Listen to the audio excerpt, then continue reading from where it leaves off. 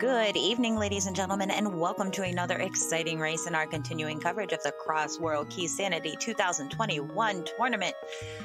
Today we have Matt vs. Koi, and it's fixing to be a very exciting match.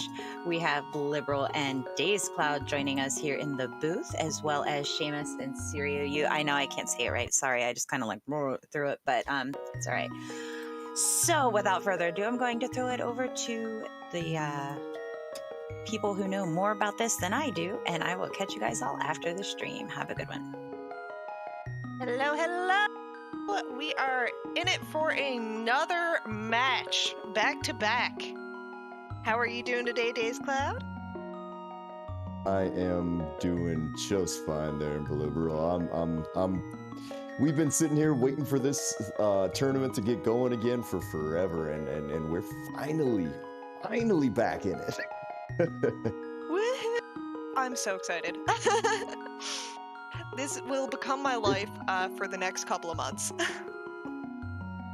That's fair. We got a full 2 months of doing these sort of things before we even got to think about doing any sort of brackets and things that are actually important. But this is for everybody who's just in for the first time. Welcome to the Crosskeys tournament. Here we're doing an 8-week Swiss style start to this tournament here. So basically we're trying to get down to the top 16. Once we figure that out, we're gonna move on to a best of 3 elimination, single elimination brackets, and eventually we're gonna find out exactly which one of the runners is gonna be the best. And we are off with a early Big Key in Thievestown in Link's house. Excellent start. Yeah, this is going to be an amazing tournament. We have 168 players registered, which means each of them playing a match over the next 8 weeks, once a week for 8 weeks. We will have upwards of 672 matches in total. It's going to be a lot. There's gonna be a few races to watch over this time. I think is what you're saying. Is it looks like Ganon's gonna be in our Hyrule Castle drop today, so right there. We have not had a restream for this tournament yet that hasn't had Ganon at Uncle Drop. Seriously? Yeah, literally the one last night and the one that we just had was Ganon at Uncle Drop. That's kind of incredible here. So Koi went ahead, he did a quick fake flipper up to the witch's hut here. Went ahead and found himself Blind's hut sitting there, which is always kind of nice. 300 rupees as well, and the blue cane. So kind of a weapon, kind of, if you squint just right in the right direction. Well, I mean, they're not hurting for money now, so that leaves us open to consider an early visit to the Scamfish, or just any sort of shop that you come across, buy some bombs or whatever you need. Yeah, no, I mean, it looks like Koi's gonna fake flipper back across the river here. Check this one drop, see if it's anything interesting, and I kind of expect to see a quick Houlihan, and that's the well. That's a good drop. Very interesting. Yeah, no, we'll take that. So that's an early 10 items for both of the runners. We're gonna get a bow out of this even. 10 items out of your first, say, 4 checks. For Koi, this is his first 2 checks of the game. 2 5-item caves. That's a pretty good start. Yeah, this is a phenomenal start. Hopefully we keep up this momentum. Who knows? We might get a quick seed out of this. Either way, it's going to be interesting. Well, either way, we got red mail. Now, if I'm these guys, you're gonna start praying that you're getting a mirror here pretty quick, or else. Yeah, it's gonna be a bit of a pain to death warp and things like that from this point on. We're going to see here in just a minute exactly. So Koi's going to go up. He's going to see exactly what Matt found at the Uncle. Then I think it's probably time for these guys to head up towards the Kakariko area just to see what sort of things we're going to find in that giant mess of entrances. And with all of that money in hand, we are getting some item upgrades. Smart plan, honestly. When you're handed that much currency right away, it's a good strategy to get started on making sure you have everything you need. Definitely. I mean, 15 bombs here. I mean, bombs can always be a little bit wonky to find when you're, trying to figure out exactly where it is. Sometimes you'll be like, oh, I'm just going to go buy bombs at this next house, and then a shop decides not to show up for the next, 30 minutes, and you've at that point hit, 5 caves that you needed a bomb for, and you're just kind of angry. As Sanctuary today, that's going to be a Castle Tower key for us there, and I didn't see what was sitting there on the island. Did you? No, I actually didn't catch it. Oh no. It was a quick check there. Red 20? Okay, yep. Thank you. All right. And that's why we have trackers. Everybody say thank you to our trackers today, because this is going to be very difficult to follow with so many things going on right there. Sarah UX and wow, what did Jixie call Sammy there? Seamus.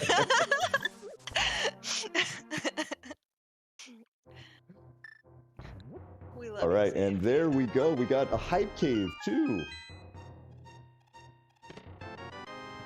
Cape. And We're getting a big key to GT, a bug net, and a bottle. Wow. Ooh, even better. A bottle with a fairy in it, so death warping is even more fun now.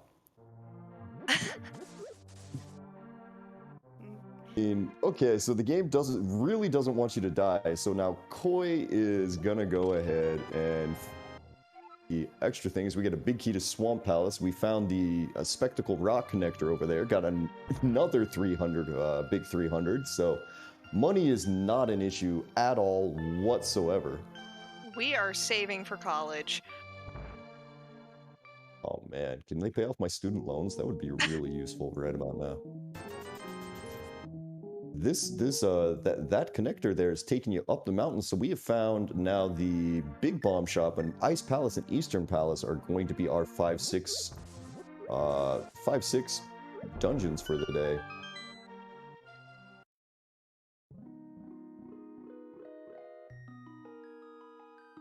And in Ice Rod Cave today is just a heart.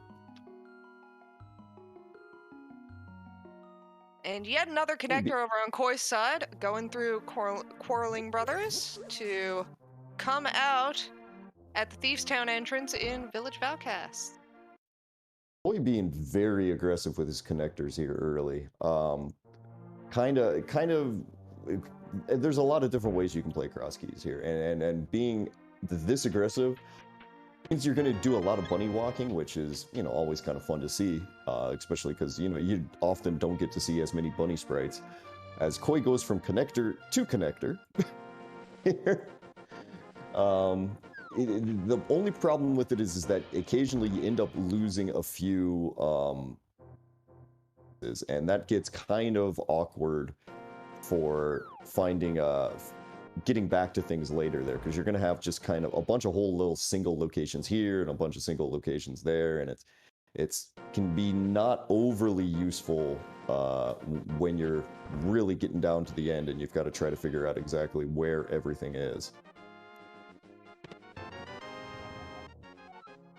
And yeah, our tracker does point out a very good fact. It looks like our old man connectors are kind of junk today, so that save and quit is, well, I mean, once we find Old Man and we save him on the mountain, then things are going to be okay. But until then, yeah, not the best.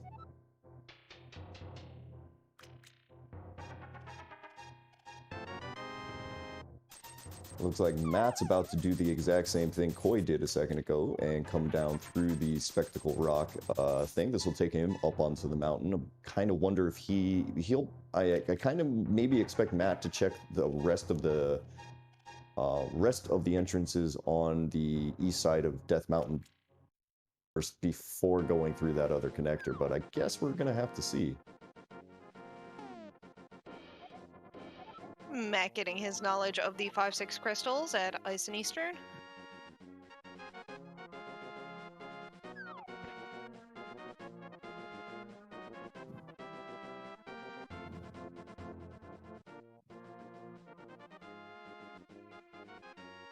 Matt finding the quarreling brothers, deciding to say, you know, I'll come back to this in a minute here now.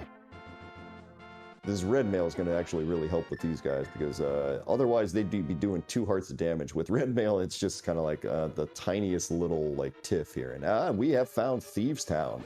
So that's something that Koi has left up on the mountain. Second bottle, this one with a nice red potion inside.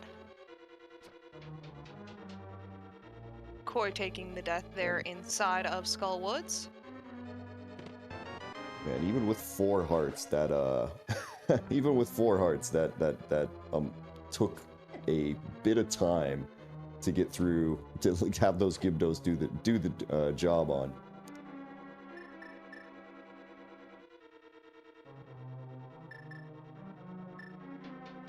If Matt wanted to be kind of crazy aggressive here, he could go immediately to blind.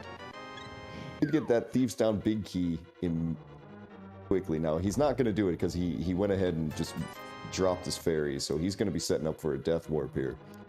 If he wanted to, I mean, blind himself would be out of logic, but the item in Zelda's cell wouldn't be. He could go all the way to blind and then try to do a perfect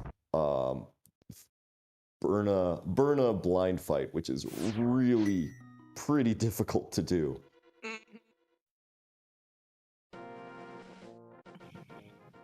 But now we get to see some more checks here on the mountain. There is our GT. Get a couple of checks done in here. Wow. Silver. There's our silver arrows there in Hope Room that quickly. Wow.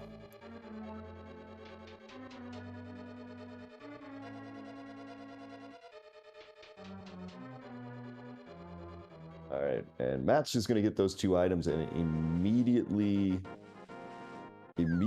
go.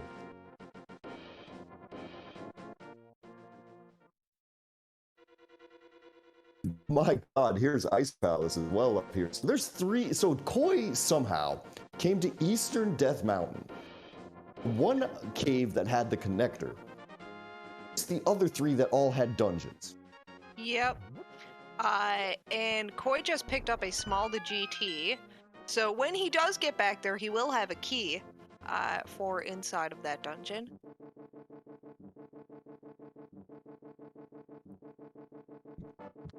Good. I guess, you know, right now, we're gonna have to see as Koi gets himself grabbed before he gets that small key, so he's probably gonna go back to get it, because if you're gonna sequence break Skull Woods early, you kind of gotta go, you kind of want to make sure you grab a small key, because that does make it so that if you find a lamp, you find a sword at some point, you can go ahead and kill Moth without having to rely on the pure random chance of finding another Skull Woods key. There we go.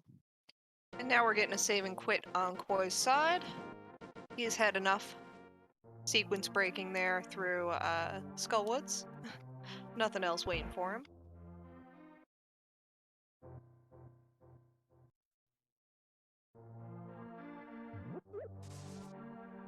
We're back into the village on both runners' sides here.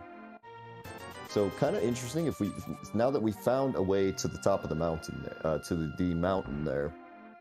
If we do find ourselves a hook shot, that might be our logical access over to the west side of Death Mountain and the something like 7 entrances that are over there. But either way, we found a Genus Cave here on Matt's side. Have a nice single bomb pack. So, you know, not really what you're looking for, but, you know, not going to complain. Ooh, Super Bunny Cave. Ooh.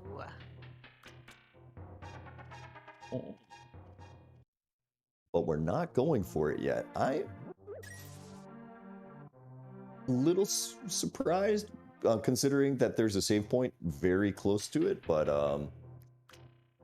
they're going to file that back under something that we'll do here in a couple of minutes, as that shows that that other drop down, the Lost Woods hideout drop down, is just not worth your time at all. They're just 20 rupees sitting up there.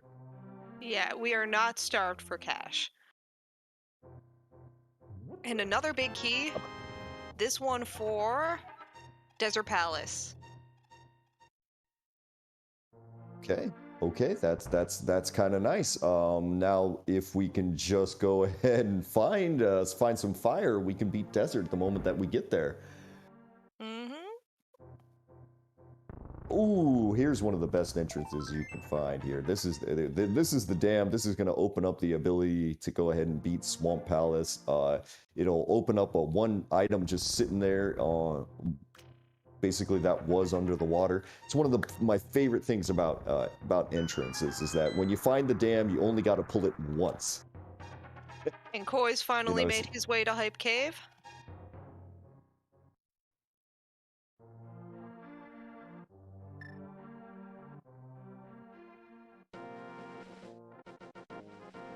We are making good progress through this. I gotta say, this has been a heavy-handed start to the seed. I mean, we're 15 minutes in. We're starting to get through most of the light world here. Not a ton left. We're still missing. You know, we're getting excited about these little items that we're finding, but we're not really finding any of the big ones yet. We're not finding boots. We're not finding glove. We're not finding pearl. So we're still kind of limited by what we can actually do as we pick up the small key to pod there. But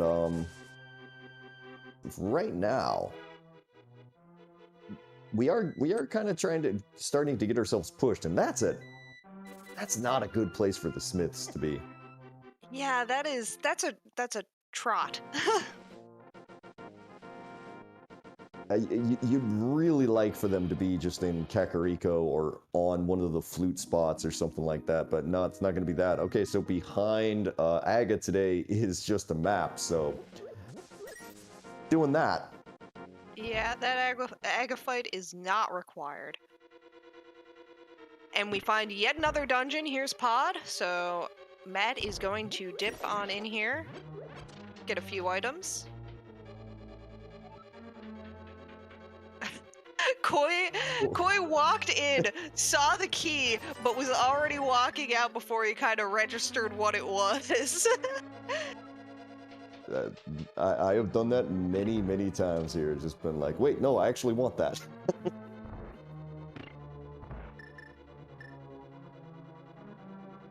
With this one key, Matt's going to be able to go ahead and get himself the two items here, and since he's got those silver arrows, he'll be able to go ahead to the Bollock side of pod here, so he'll be able to get a maximum of 5 items out of here. Of course, it's also going to be considering, you know, we have to kind of think about whether or not he finds a key in pod, because that never happens. Half magic with that Burna actually turns Burna into something kind of useful now.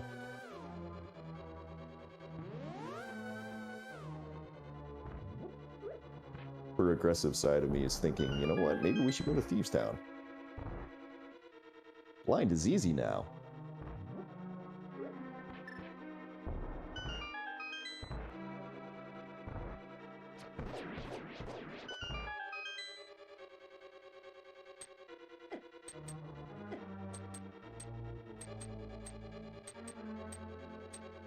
So what is that going to put behind? So I guess we don't know yet exactly what's behind GT. It looks like it's either going to be Magic Bat or Useless Fairy. Uncle. Oh wait. We did see Useless Fairy, but Yeah. We did just get powder and the Bombos medallion over here at Pod. So that's kind of nice.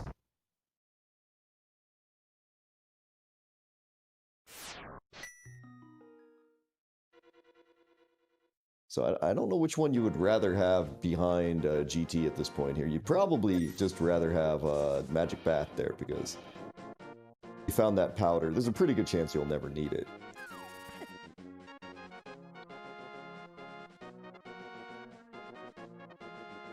Now, Matt's going to go ahead. He's going to walk down over to this last little drop down, see if it's the uncle. If it's not the uncle, where he'll probably save and quit, and then I don't know exactly. It's I think it's time for this, and yep, it is uncle. So that's Magic Bat going to be behind our GT climb today.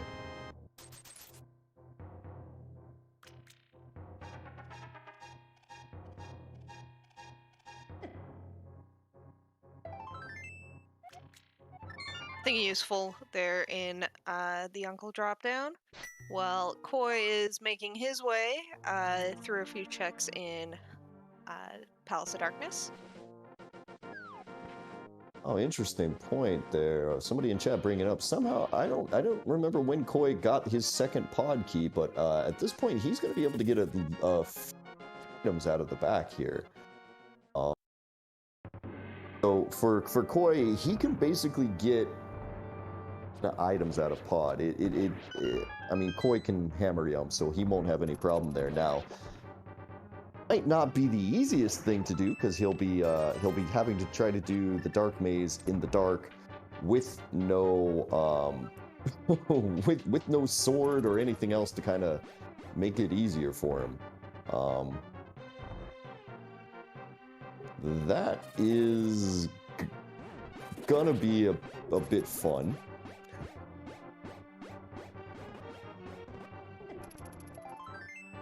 Oh, if he can get himself some, actually, no, that probably won't help him. Burnup might not help him.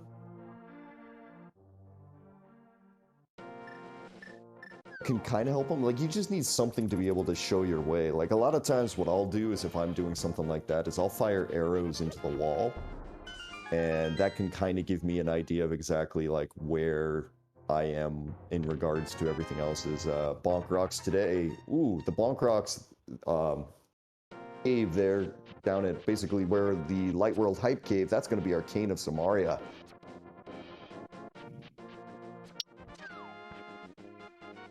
We're starting to see some of these better items showing up now.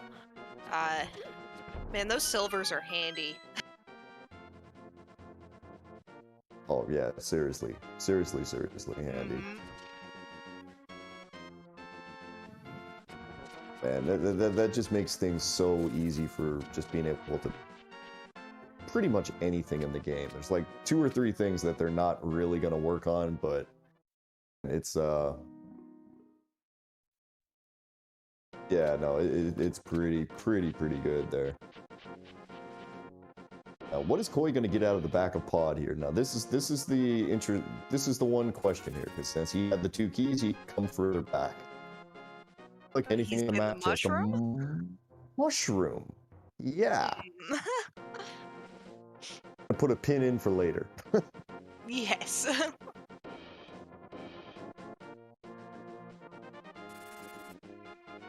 The Bonk Rocks location. So the Bonk Rocks location was the entrance was found where you would enter Light World Hype Cave by bombing the cliff face there.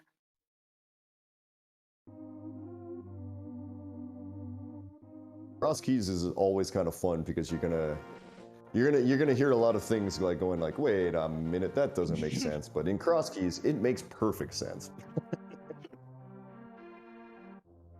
All right, Matt with a bit of indecision here. Koi in the back of the maze here, not looking like he's having any problem there. Got to the first one. Looks like he's trying to get up to the top left corner.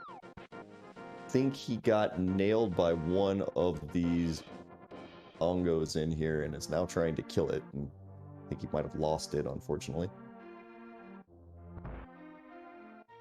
And yeah, he's just gonna bail. That's probably a pretty good idea. You don't necessarily want to waste a whole lot of time looking for whatever that one chest in pod is that's technically locked behind six pod keys anyway.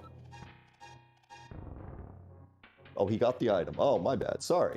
Okay.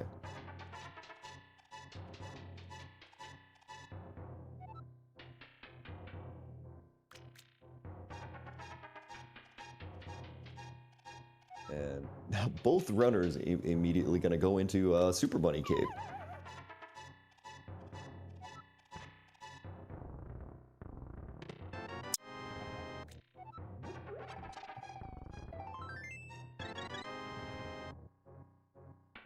And that's so we're gonna get a mapped pod. Okay, kind of interesting, but.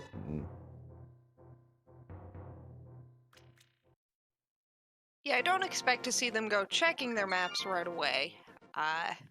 They have enough open to them. They're not really jumping into complete any dungeons right now. There's really not much they can. So I guess with Matt, we're gonna be going over to the Eastern Palace area, and 4 entrances over here. I mean, outside of that, I'm trying to think of things that they can do. And maybe go towards the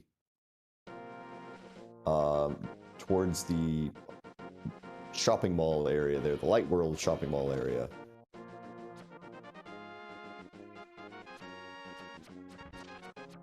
But man, it's not like the seed is giving us anything obvious to do yet, as we find the not so good side of the Ice Rod Cave.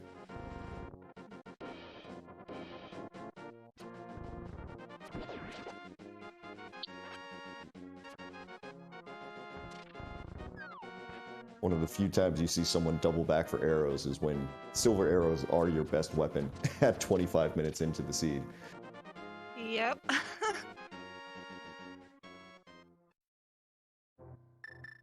And hello, Sasharala. Okay, so we're gonna find out today that our pod is our green pendant anyway. Koi picks up his cane. Our 3 items in the back. We got a hammer finally. And a map to Right. Tarapera.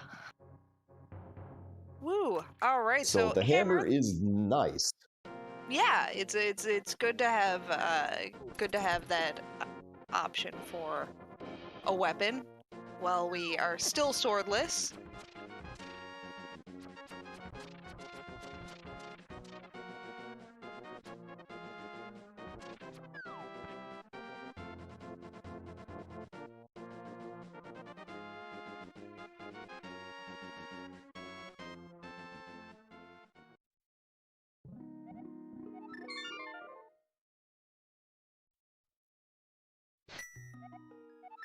Okay, I had a little hiccup on my side there, so I didn't get to see what was on the last little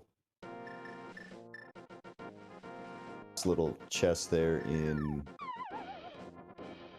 the last entrance there on the Eastern Palace side.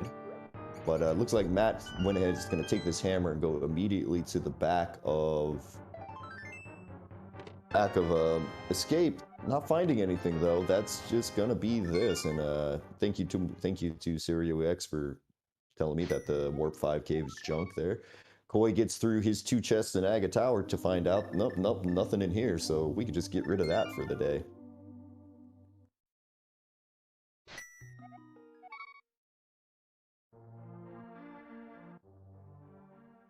I guess that would explain where the extra pod key came from. Ah, well, fair enough.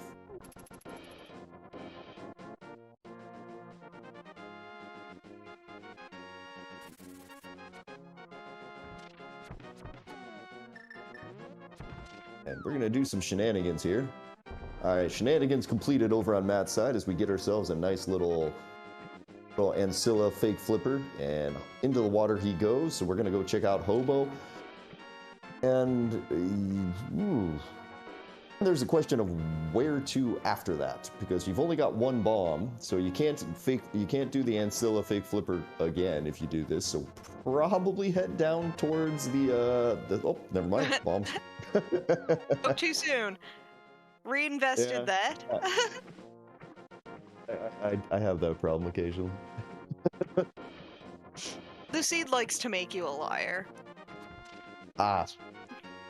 Yeah, no, I feel that very, very, very much sometimes. But yeah, either way, Matt's definitely headed down here. Gonna check out the 2 caves that he can actually access right now. Gotta be a little careful. Didn't want to take a hit there because that would have been curtains.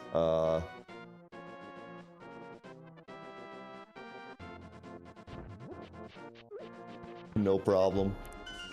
Boy picks up his hammer out of Sasharala. He gets the pendant information as well.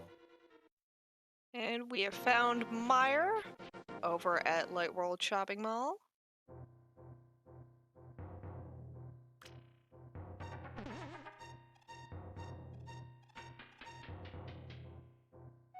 We found Bumper Cave, so let's go ahead and do that. As I take this cape, and it's going to lead us mountain. No. Okay. Just up to Bumper Ledge. Well. Yeah. Well, I mean that's a good location to find, right? That's definitely one that you want to know. Yes. Basically any of the ones that will lock an additional entrance, because this game does like to put, you know, very valuable things behind a mirrorable location like that. Is Matt's gonna be walking his way. I'm not really sure where he's gonna go right now, because he's got red mail, so going into Skull Woods seems like it would take an extremely long period of time, and boy, that there really wasn't anything in there.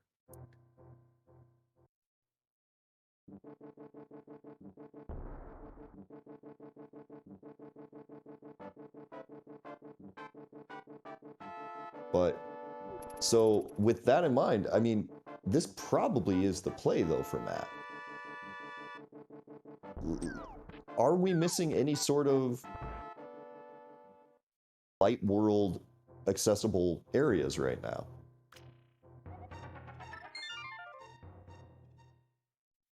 I mean, I don't know if we are. I'm like trying to look on Matt's tracker as closely as I can, and I think we might be bunny walking today. I appreciate a good bunny walk. Bunny walks are fun. Late moon pearls always make me happy. Yeah, I mean, purely from a spectator point point of view.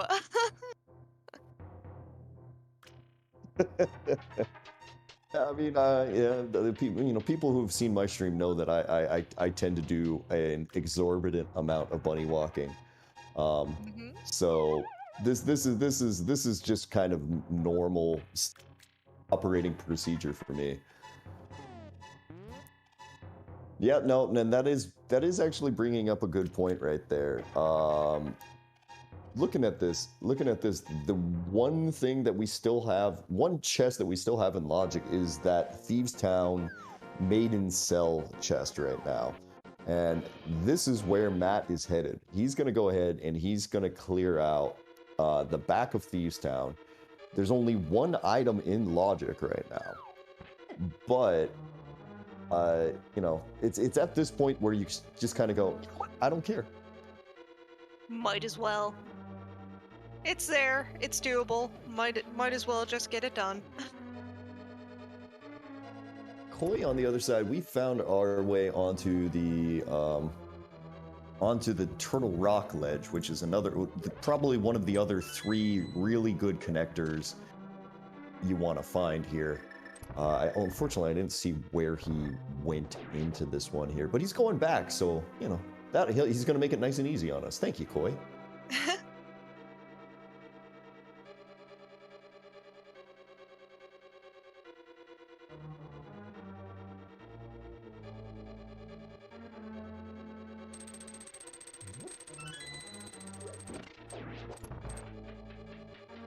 mean, that is one cute bunny sprite, if we're being honest. Yes, I'm enjoying this. Okay, so it was the arrow game. Okay, so there we go. Now, I still think that there's a chance that Koi might be, you know, doing the right thing anyway, but we're gonna have to see exactly which way this is gonna go here as move our way down over this. Pearlless is possible, yes, but it is you're usually having to do something we call the dungeon revival glitch, where maybe dungeon revival tech, we'll call it tech, but you basically, if you walk into a dungeon in the dark world and you immediately kill yourself, you can go ahead and just you respawn in a non-bunny state and you can just go ahead and do it. And yeah, it was done last year in this tournament, as Incoherent is fondly remembering. Was that one Dungeons in the Light World? Okay, never mind.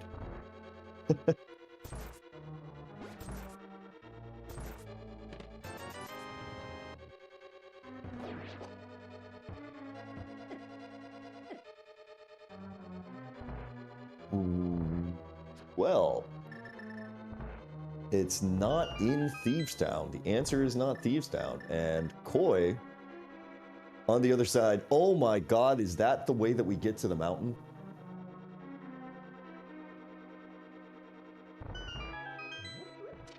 Well, there's Eastern. That's the way. So is that is disgusting. Oh my god. Wow. Okay.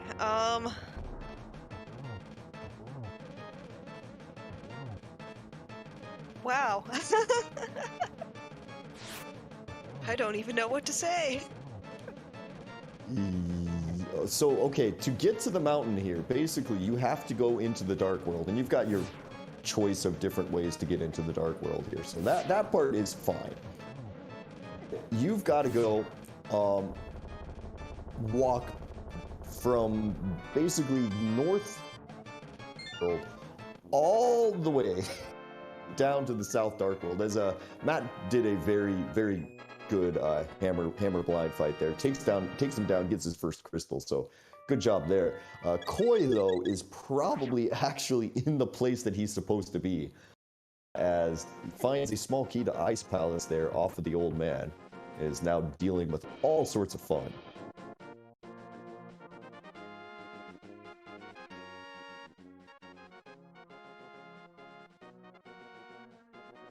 So you just follow along on Matt's side, and you will see exactly where this incredible journey is going to take him here. Is first we're gonna go north.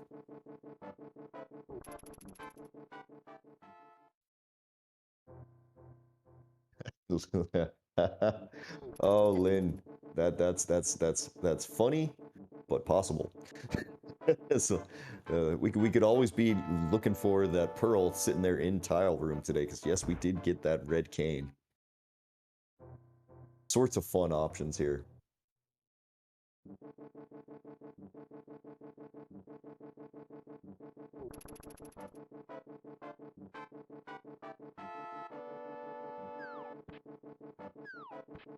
Alright, but we're starting to doing pretty well on finding our dungeons at least, and kind of getting a better idea of where everything is.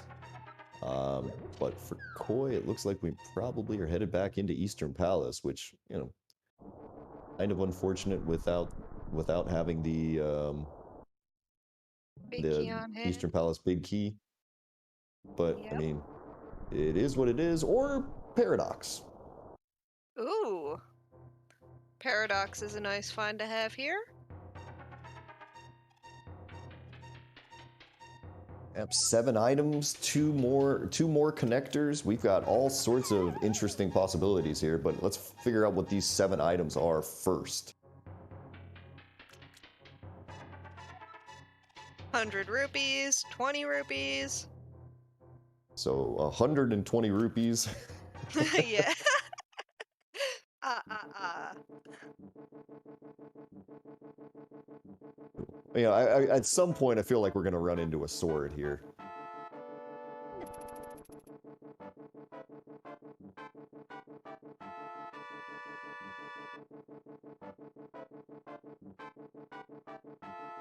Rupees, rupees, and a map to Thieves Town. Wow. All right, Matt is almost needs to get up onto the mountain. And whoo-hoo. One of those connectors is complete junk. Yep. All right, so this is your mountain access, everybody. We've got to come all the way down the very bottom to the Swamp Palace, Vanilla Swamp Palace entrance through this basically grandma connector to get up to the top of the mountain. Now, Koi found the other entrance here to this, and we found a big key to Skull Woods, which is fine, I guess.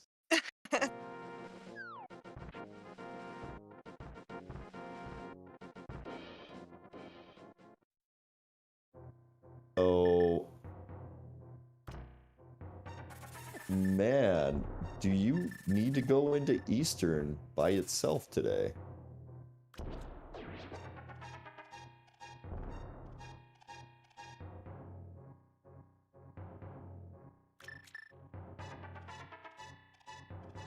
I'm trying to figure out like if there's anything else worth doing right now.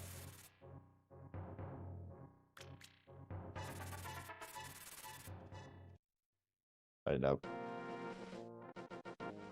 is gonna he's finally coming up here. He skipped all three of, there's 3 dungeons up here. There's Thieves Town, GT, and Ice Palace up here. Koi did not, came up here the first time, just completely missed them. Yeah, Because he got just locked dove out of the first connectors. connector. Yep, he just Right, dove and just connectors. got himself locked out, and then next thing you know, he just hilariously, because Crosskeys, 3 dungeons that he was going to need to. Now, it's not a bad thing, because, you know, Matt showed us that there really wasn't anything in these connectors yet. If anything, this might help out Koi, because he's going to come up here with the Cane of Samaria. He's going to be able to go ahead and check what was in that tile room of GT.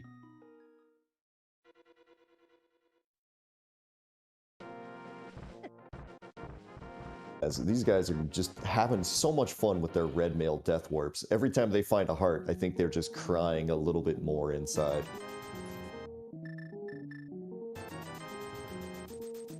It's always a good feeling. It's always a good feeling knowing that when you want to die, you just can't. Or you can't. Well, you can. It just takes a really long time and you get really frustrated while you're doing it. You're just like, come on, hurry up. I got things to do today.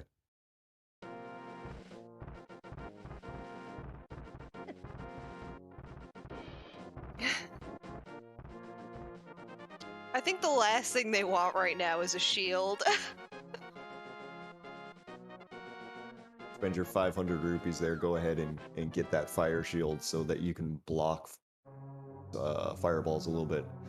All right, Matt's sitting there, looking at Eastern, thinking about it. Nah. Yeah, they're putting that off He's until on. they get that big key. You know, I understand it.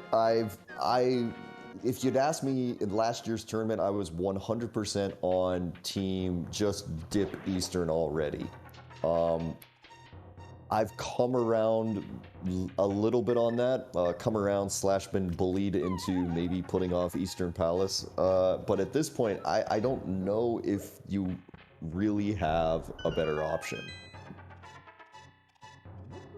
It's really, really, really hard to say exactly which way is going to be the proper way, because Matt's just going to get a whole bunch of money that he doesn't really need.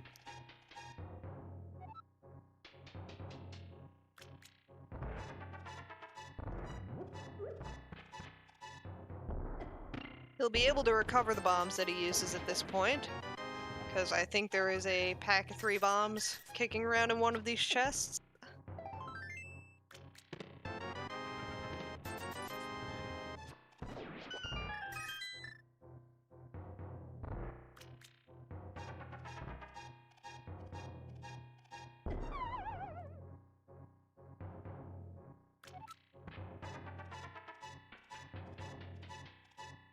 And now Koi is gone to save the maiden.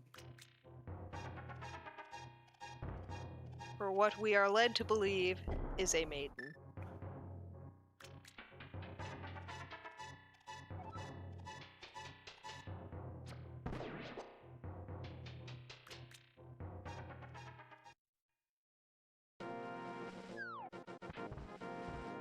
Is the real maiden there?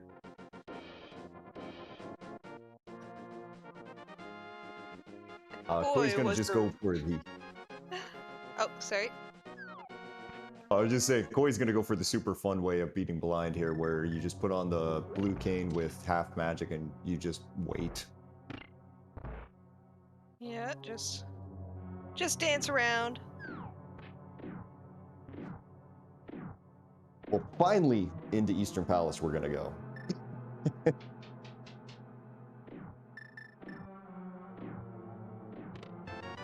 Yes. Get a Quake medallion out of it. And you get a Quake medallion. Koi picks up his first crystal of the day there with another pod key. So he's got 3 pod keys. Matt's got 3 pod keys. Pretty much everybody's got the exact same thing at this point.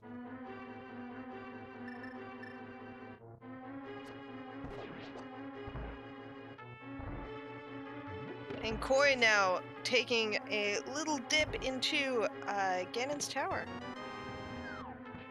Our first sword of the game is inside Eastern Palace. They're on Matt's side. Sometimes. Oh, that opens up Ice Palace. Because now we can use that Bombos medallion.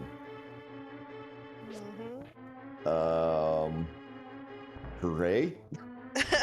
Now, it's not a bad thing if, say, we were to find our good friend Glove somewhere within the next couple of minutes, but yeah, that sword looking like that might be the key to the rest of the seed, funnily enough. It's always good when a little plastic sword is the thing you need to move the entire seed on. As another key to pod in here.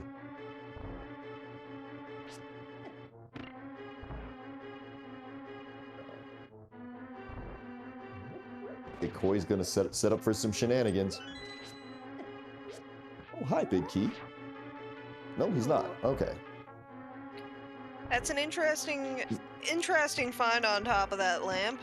So, if we get a pair of boots, that might be something required depending on what that big key is for. Right. Now that probably means we will find a pair of boots at this point, because we found Swamp Palace, we found the Skull Woods big keys. So it's likely that whatever the next big key is going to be kind of important, as Eastern Palace turns up a sword.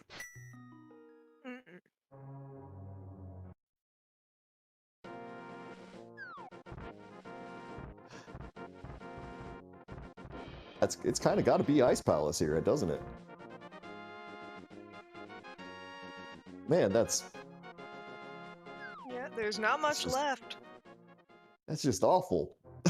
I mean, so Matt's gonna take a second here. He's gonna check out these connectors now.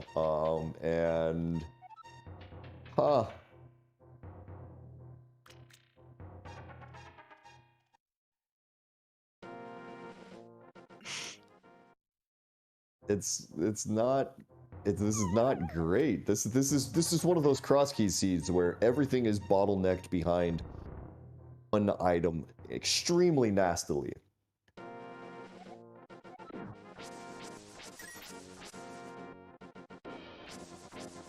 And you called that the one item that we were going to be bottlenecked behind was a sword. I am very impressed with you.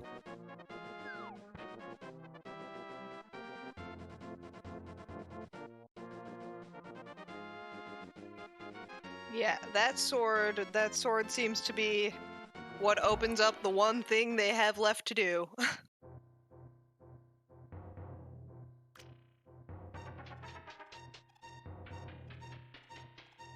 As yeah, Matt's making the walk here.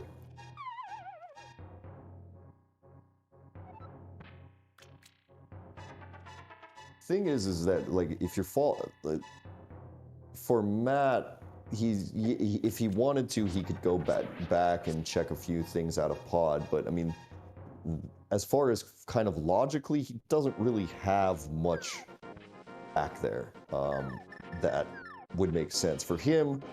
This Ice Palace play seems to be really the only thing that kind of works. Well, get your guesses in what the heck we're gonna find in here. Do you think it's gonna be Pearl? Do you think it's gonna be Glove?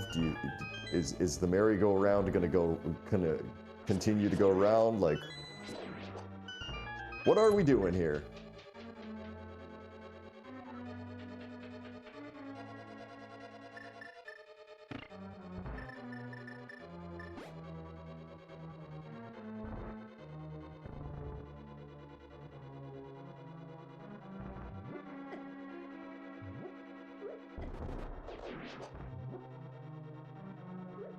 Pretty decent pen gator room here for Matt. There had to use 3 bombs. Gets them all down, so you know everything's good here. I think we got our red cane here today, so we'll be able to go ahead and do an icebreaker to get through here. Matt's going to take a second just to make sure that he hits the switch here, just in case he runs into a glove.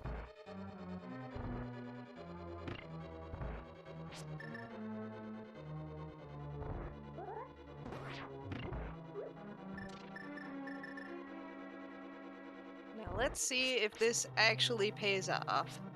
I can't see how it wouldn't at this point, though. There's very, very few options left. Yeah, no, I mean, if it's not an Ice Palace, you're gonna hear me get really quiet for a minute and try to figure out what on earth is left otherwise. Tried to lift it. Who knows? Maybe it's lighter than it looks. Every single person has done that at least 4 times because you walk by it and you're just going, yeah, of course I can just pick this up as usual. Oh, right, no. I have the hammer. I can do it. Right, exactly. This is easy. And we have all of our medallions now. So that's nice if they come across those entrances when they get the opportunity to open them up. Doesn't matter what it says on them. B, we're down to a single item here in Ice Palace. Uh-oh. And we haven't found anything yet. Oh no. Best for last? Saving best for last. Starting to get concerned here. Okay, so let's do the easiest bomb jump we've ever done.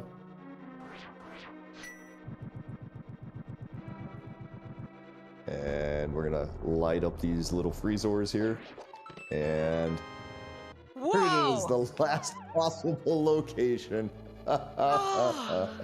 Matt, where are you going? All right, we're gonna get a pearl here. Matt, where are you going? What you doing, buddy? Oh, we're gonna death warp. Taking the death. Okay. There we go. I was about to say. Not too many hearts left. It was doable. All right, so at 52 minutes and around 30 seconds, Matt has finally found the Moon Pearl, which required him to get the Bombos medallion at some point from the Bollock side of Pod, and go into an unbeatable Eastern Palace to get a sword. Ah.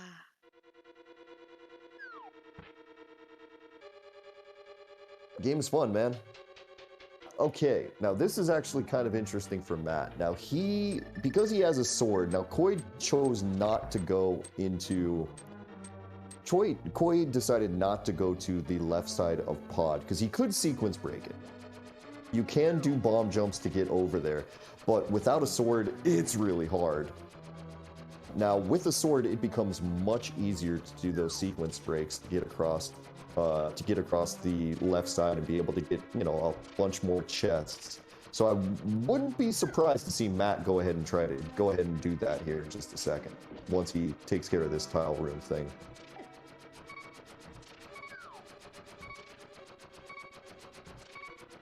Just dancing around the room. No need to use anything else. Oh. That was close, actually. Well, that was a bit of a thing there.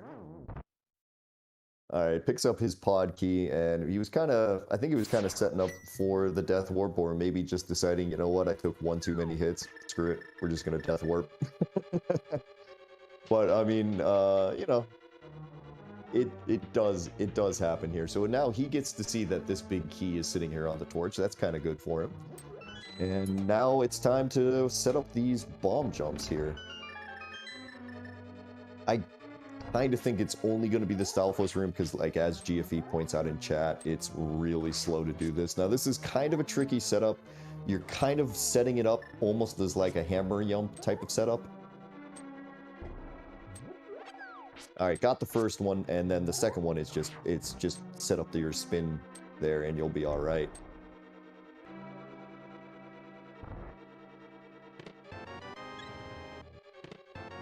We found Spiral Cave somehow. A small key to Turtle Rock there, another small key to this dungeon, and a small key to Misery Mire. That is a lot of small keys. Mm-hmm. Oh boy, I will say right now, Spiral Cave does not put you out at a good spot. It is right there. I mean, it's kind of nice. I guess you know now that you don't need to ever worry about the big bomb, but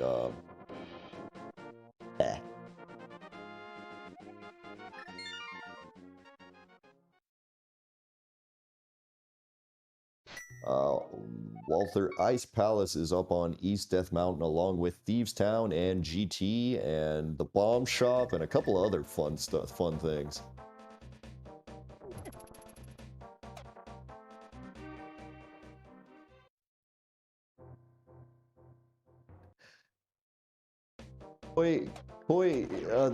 These red mail death warps are just painful to watch. It takes so long.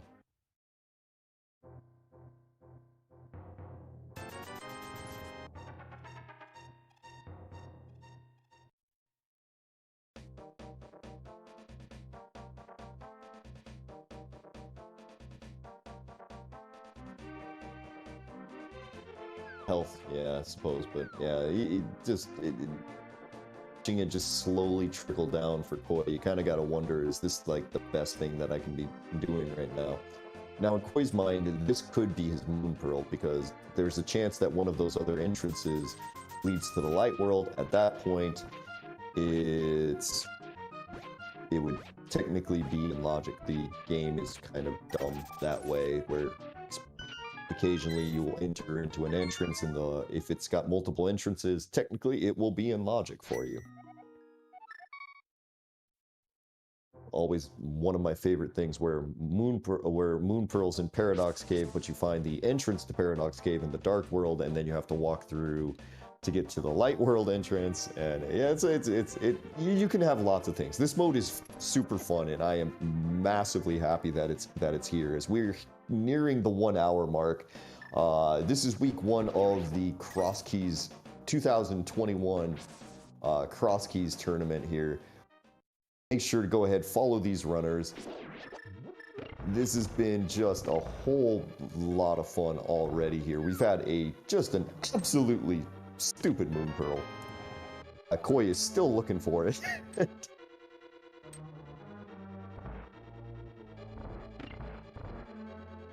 As our second castle tower key is sitting there in the bottom of Zelda's cell.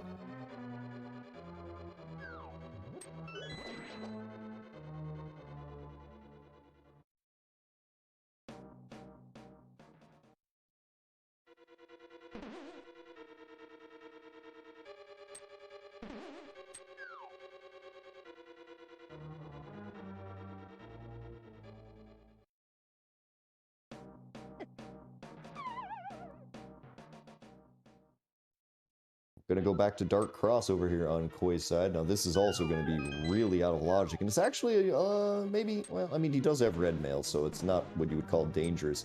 If you come back here when this is in a Dark World settings with green mail, you're gonna die very quickly. Yes. just because these guys hurt a lot.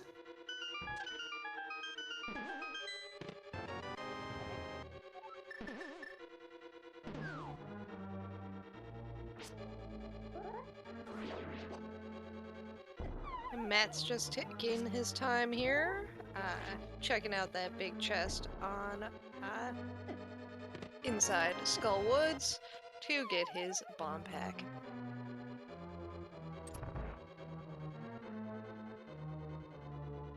While Koi fumbles around in the dark. Oh no! Was that intentional?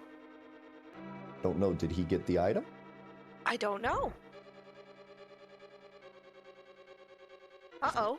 Yeah, those like I said, those snakes back there will do a ton of damage. Even on red mail, they can be rough. They can bounce you around a bit, and then you're just completely stuck. You got a book. Okay, so we got the book. Okay. All right. So that was probably intentional then at that point. Yeah, no, I imagine so. It's just at some point it is hard to kind of pay attention because Crosskeys is super fun because it just the amount of like variance between different routes is crazy here because I'm still not even 100% sure how Koi's ended up over on this side of Hyrule right now, but we're finding some things. Can't really do a whole lot with a bunch of them. Debating what to do here. Okay, I see. Or is he gonna? He's gonna try to lure the bird over here. Ah, he went too far. He was trying to super bunny himself into the cave here to hopefully get this item. So he's gonna get the bird. All right, we're going for it again. Now the murder dactyl luckily is going to behave as long as he doesn't go too far in. That should do it. Yep, there we he go. Can now open these. Yep, he could open these 2 chests. Gets absolutely nothing. But that was a very cool tech to kind of see. Mm-hmm. Yeah, if you get damaged into the door, you can go ahead and just immediately be able to this. And yeah, it's actually kind of chat pointing out that congratulations, you got even more health that you now have to try to drain off at some point. Like right now. Really wanted to jump down that hole. Mm-hmm. He died as he lived, jumping down holes.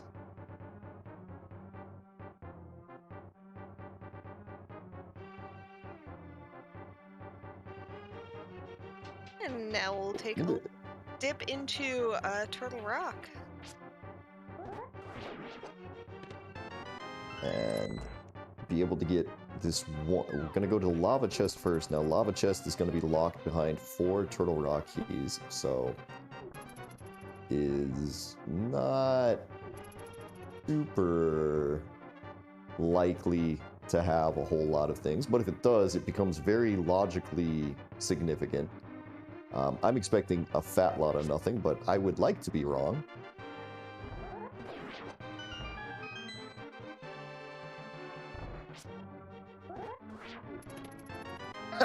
Key to Turtle Rock. Okay, so that 5th Turtle Rock key locked behind 4 Turtle Rock keys. So... Yeah. Yep. So there we go. There we got a little piece of oh, I guess we won't even kind of call that information. Yeah, that's a whole lot of nothing right now. We gotta see if there's anything beyond this.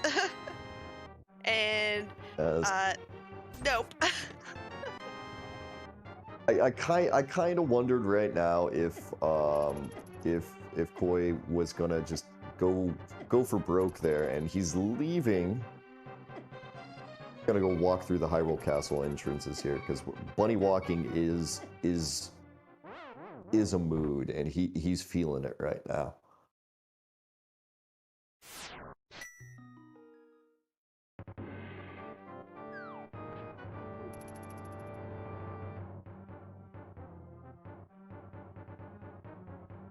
I mean,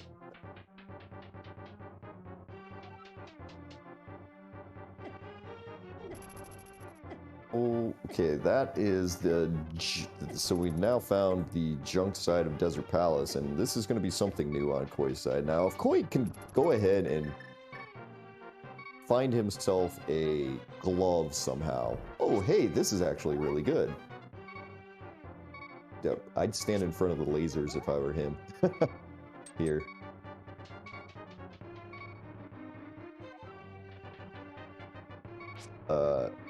This is excellent for Koi, because there's 4 more items here, and if one of these he has the glove or something like that, then all of a sudden Ice Palace goes from being I don't want to yes please, because I think I can beat this now.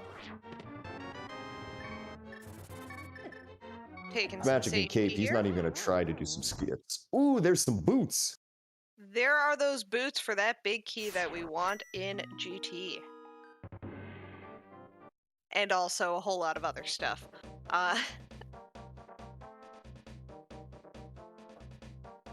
Open up all those bonk rocks and... Things for Koi, though, that... He can get that big key off the GT torch now. He can... open the 2 Light World Bonk Rocks locations. And I'm trying to figure out what else he really could do at this point with that. Like, the boots are great because you can move faster and get the mirror. Whoa. Okay. Well, opens up a ton more. So... And with Matt now inside Turtle Rock as well, hopefully we will see him make his way to get those boots and in the mirror as well. And right now we're gonna go right into Ice Palace, and that mirror that couldn't have been at a better time for Koi, because he's like, okay, well, I guess I'm right here. Let me go I'll go into Ice Palace, and sure, it won't be a thing. Moon Pearl, of course.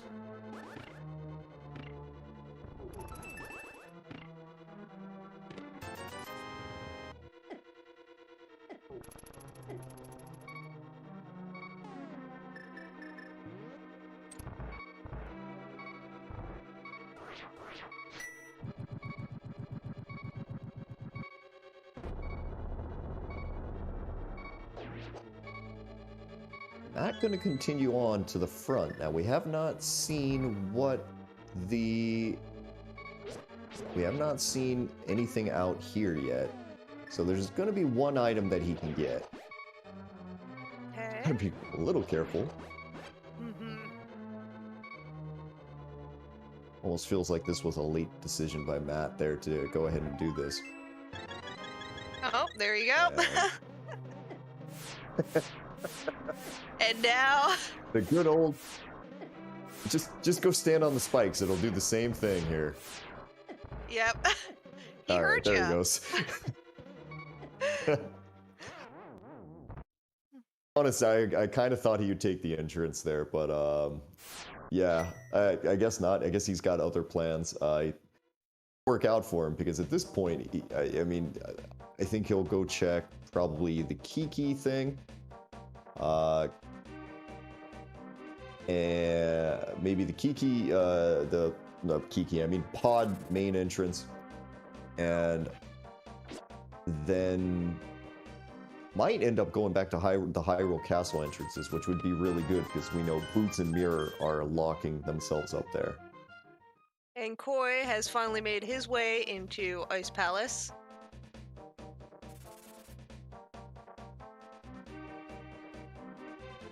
Alright, so that's about a 17-minute difference in Moon Pearls. Between Koi and Matt here. Now, Koi's going to be able to get this one other item. But then with Boots and Glove and everything like that, not Glove, but Boots and other things, GT starts to look kind of interesting.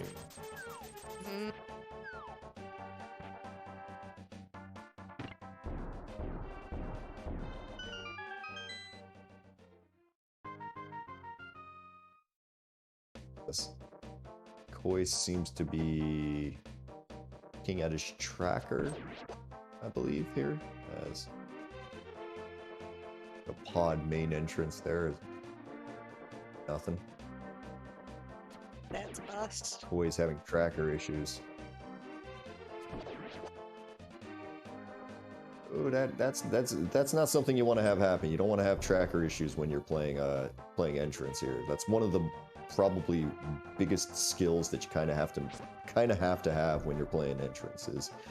The ability to track a whole lot of things at the same time, and if you lose your tracker, things get really shaky really quickly.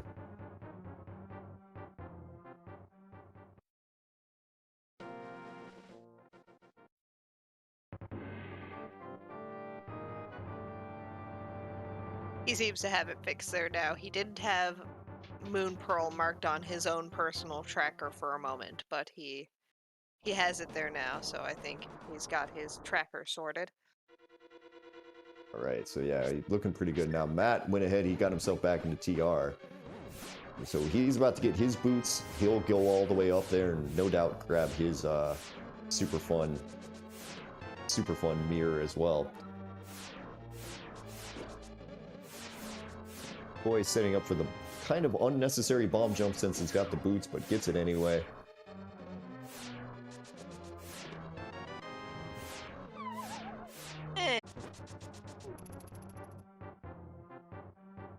Alright, Matt is dashing his way through Hyrule Castle right now, gonna make his way over to something else. As AA is pointing out in chat, that's not actually locked behind hookshot. That is 100% in logic to go ahead and get it that way. It's not fun. It's definitely in logic there.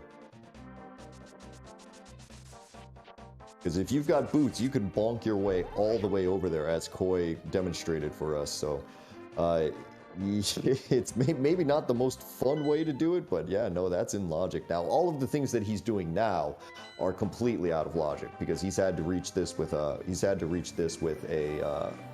bomb jump to get over, and the game never expects you to do this. Nothing there anyway, but yeah. And we got some more dungeon knowledge over on Matt's side. So we saw that Skull Woods is a blue crystal. Mire and Turtle Rock, also blue crystals. Pointing out like the logic of the seed being even crazier is that the GT big key, actually this time that glove was locked behind the hook shot because there was a GT key that was locked behind the hook shot. Isn't Crosskeys fun?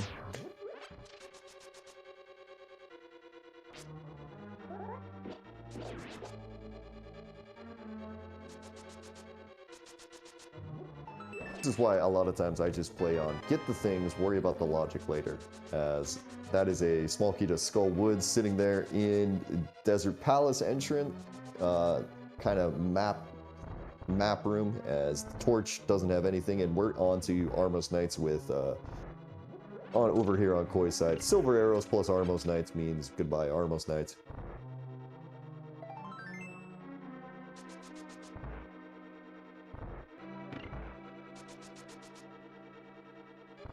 Crosskeys doesn't make your head hurt, there is something wrong that you should get checked.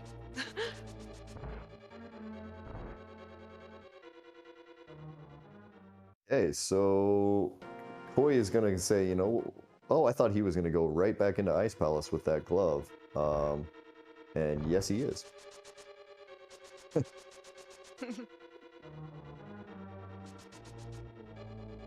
Alright, so we know from Matt's screen right now, we know where 6 of the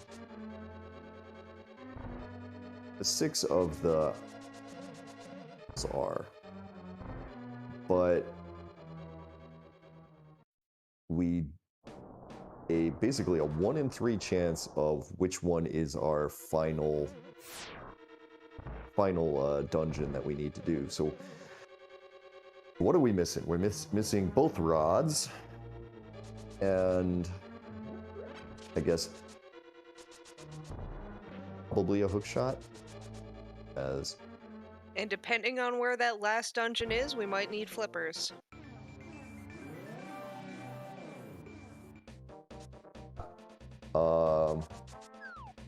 Man, this is something at this point.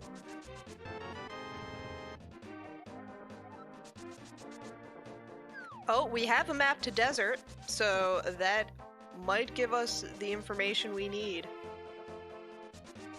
Matt's eyes, he's probably going, I would like desert to be it because I do have the big key to this already. Doesn't have a glove though. Guess he's gotta make his way back up to GT apparently to get this one glove, because why not? That seems like a perfect place for this to be. Finds Hookshot Cave. Now, I'm actually not 100%. I don't know if Matt can hover. Not familiar enough with his game to be able to make that, but Oh, he's gonna try. Let's see. yeah. Working on it, working on it. Off the platform. Okay, nope. That was enough attempts. Hovering one time is sometimes one too many. To answer a quick question in chat, mitts actually do something. Oh, but more importantly, we might not need them today because mitts, typically a lot of times mitts can be your access to Misery Mire there through the flute, but not today. We found ourselves an entrance, and we found Tower of Hera, which is not great for Matt because he doesn't have the big key to it yet. He's got a different big key down here in the basement. Yep, which is Eastern. Okay. That's good to know. That's good to have. That is 100% required. So yeah, at this point, it's another big key to Misery Mire in here. Tower of Keys. Well, Tower of Hera. We have the Tower of Keys. Thank you very much, sir. Koi is now hammering away here at Cold Stare. This is one time where he's probably really happy that he has red mail because it's just like, these guys really don't hurt that much now.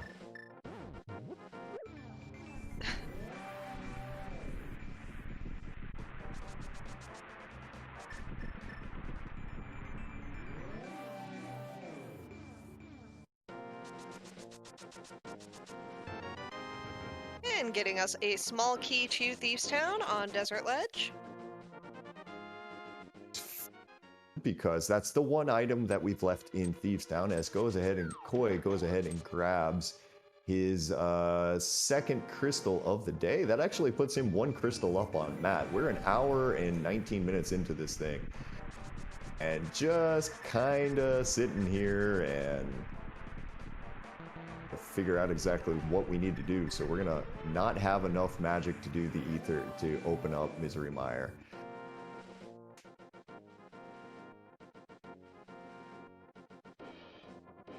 ₹50, not needed. And Bonked on his way back. I would kind of like to see a map check in just a moment, just to see exactly what is our last dungeon here, because we're either getting close to knowing what we need to do or nowhere near. Again, we're still looking for like the swamp key.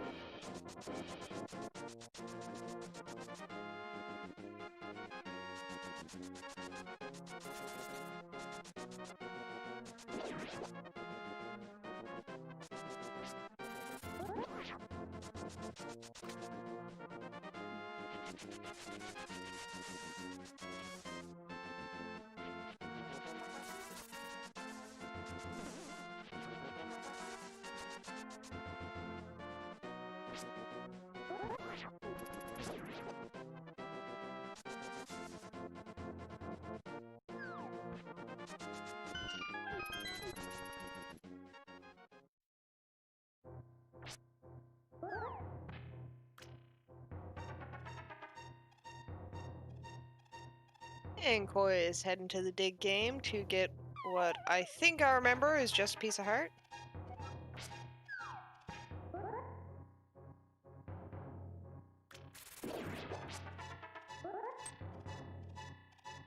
And look at me, I remembered something.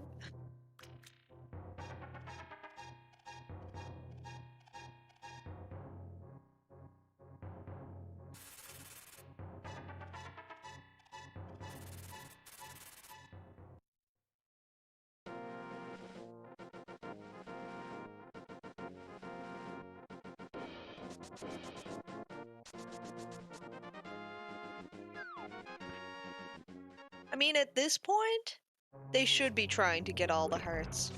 They're just showing up, so might as well grab them all.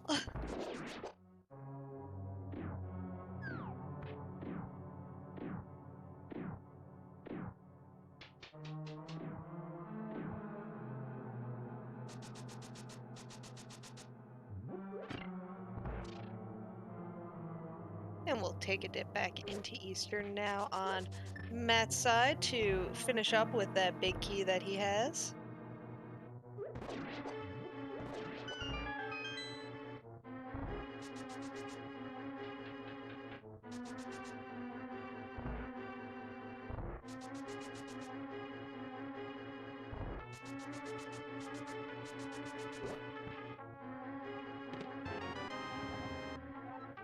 Small key to swamp. That's one of the things we've been looking for, possibly. So that give us access to complete pretty much every dungeon once Matt makes his way back up to GT.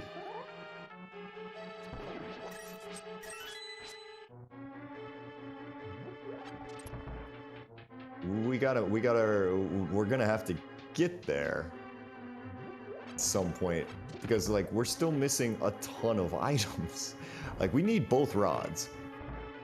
And both rods, flippers, if it is, because again, we still don't know if we need to go into swamp.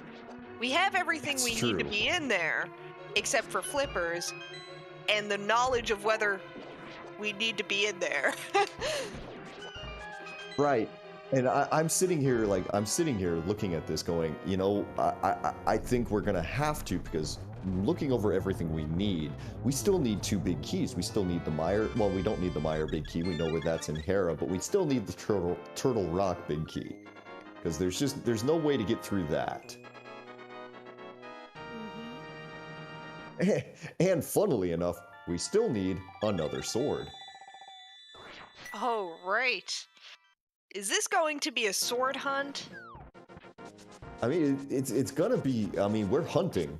Yeah. At this point, it's kind of questionable what exactly we're all hunting for, but we are definitely hunting. There's a lot of hunting that needs to happen. Yeah, I mean, hook shot is likely something we need. Technically, okay. If we're getting into technically we do need the hook shot because of logic, but at this point we don't care. We just want the items to finish the game with.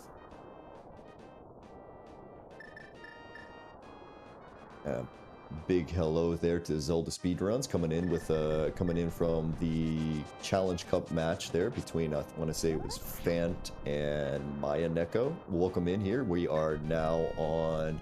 You're coming into week 1 of the Crosskeys tournament here. This is our good old fun week 1 of the Swiss. And you're seeing matt7898 up against Koi here as we're trying to figure out exactly where our fire rods, our ice rods, and a couple of other things are. As Koi's making his way through hookshot, we're going to get a look and find that it's 20 rupees. You mean spike, correct? What did I say? You said hookshot. Hey. Big mean spike Dave, yes. Yeah. Well done, me. It's okay. A hook shot is basically a spike, just a long spike. With a chain, exactly. Yeah. There you go. That makes sense. Mimic Cave, you got something? Flippers. All right, so that's definitely an item.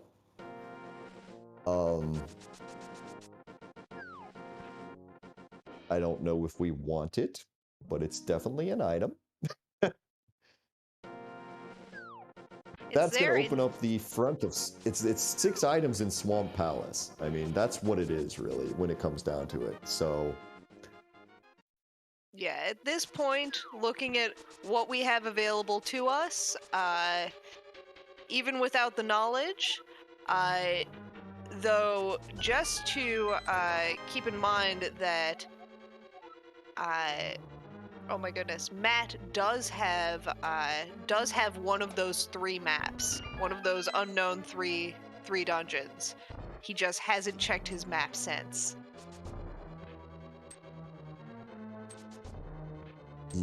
yeah, no, we're gonna wait to see exactly. Now, wait a minute. Where did Koi get this Misery Mire from? Matt finally finds his glove there in an hour and basically 30 minutes. Where's Misery Mire from? Because Koi's here, and I'm now scratching my head going, wait, but how? Both of them knew where it was. Or, really? Well, Matt saw it, I just don't remember where. Oh, Ice Rock Cave. Mire okay. is... Okay, thank you, Sammy. This is why we need trackers. We need them. Yeah, no. And they help us. They keep us honest. This is hard to pay attention to. It's hard enough to do this when you're running it right now. I mean, okay, to be honest, running it is the hardest thing to do when you're trying to figure this out. Is we get the big key to Turtle Rock there in Misery Mire. Okay.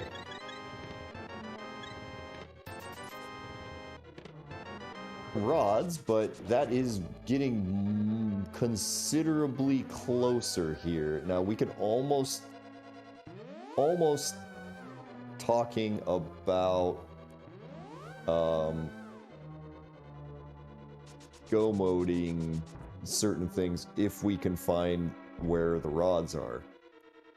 But man,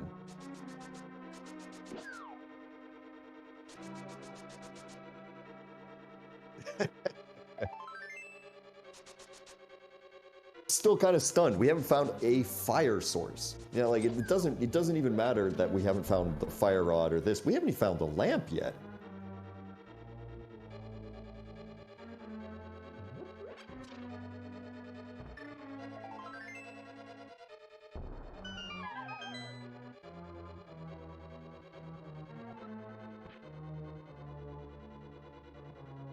Finding the back of Desert Palace there on, of course, as we kind of mentioned earlier, there's a pretty good chance that that bumper cave one is going to have something important, and sure enough it did, because there's their back of desert at that really, really awkward location. That is possibly really good for Koi, because that's a place that Matt can easily last location.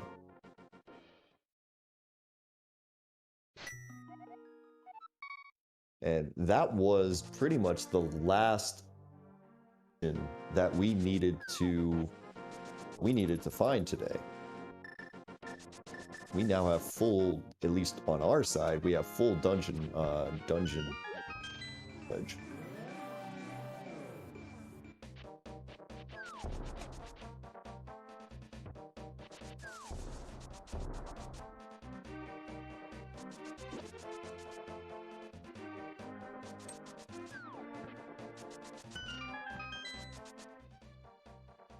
Bonk Rocks over here on Matt's side is going to be our chicken house. Koi's going to go ahead and pick up the nothing out of the Skullwood's big chest that he got.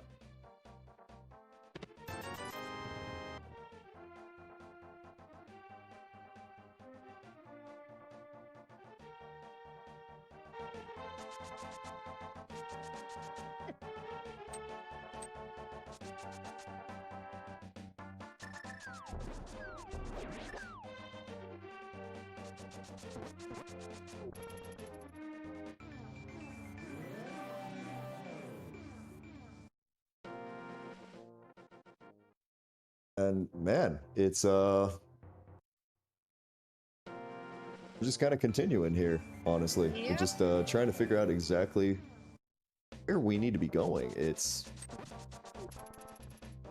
I keep checking things. Matt's own tracker in case I miss if he checks his map, because I know he has a map and I want to know if swamp is required. Yeah, because if swamp is required, it turns into a big deal because of the hook shot. Yeah. Now, if swamp's not required, then we are basically good to go, and that there's not really any problems. Now, Yep. I'm not 100% sure that Matt knows where Misery Mire is, because if I were he, I'd be heading over there. Otherwise, you've got the big key. You know it's a crystal. You're gonna leave behind the two. You're gonna leave behind the two items on the firelock side. But at this point, I mean, those two items are three key locked, Misery Mire key locked anyway. I don't know. I might start pushing towards that. Yeah, I'm certain that he saw it. I'm certain he saw Misery Mire. We got fire. Oh my goodness, we do. It's key locked in right now. Wow. It's locked in the back of pod in harmless hellway. Ouch. That's deep. That's rough right there. Yeah, that's not pleasant. Has 5 keys there to pod, so like if he wants to get over there, he can, you know, basically clear everything out with just a hammer jump. But yeah, I'm trying to ignore Jinxie right now. I love you, Jinxie.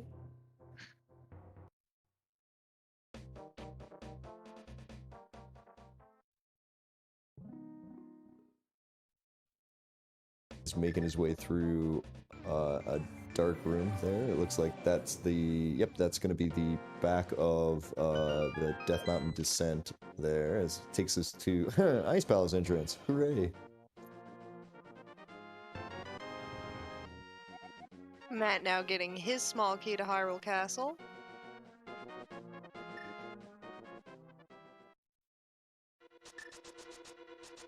Yep, here we go into Misery Mire over on Matt's side, so... There we go. We get a couple of things. I can't imagine the dark rooms will be any problem for him. Ooh, smart there on Matt's side there. So he had these silver arrows equipped when he kind of came into it there. He did a quick, he pressed L and R at the same time, which you can basically turn off your silver arrows by that way. You can switch to the other item on that location. And was able, because the silver arrows will produce a whole lot of lag. He quick swapped off of that, was able to hit the those whiz robes really nice and easily there. More or less sped up that room there, kind of kept it within a one cycle, which was really pretty tricky to do when you've got those things. As he's got his Turtle Rock big key, he'll get to basically pick up everything in here. Koi came in, he was not able to get the Misery Mire big chest, and he wasn't able to beat Vitreous, so we're going to get to see a couple of other things.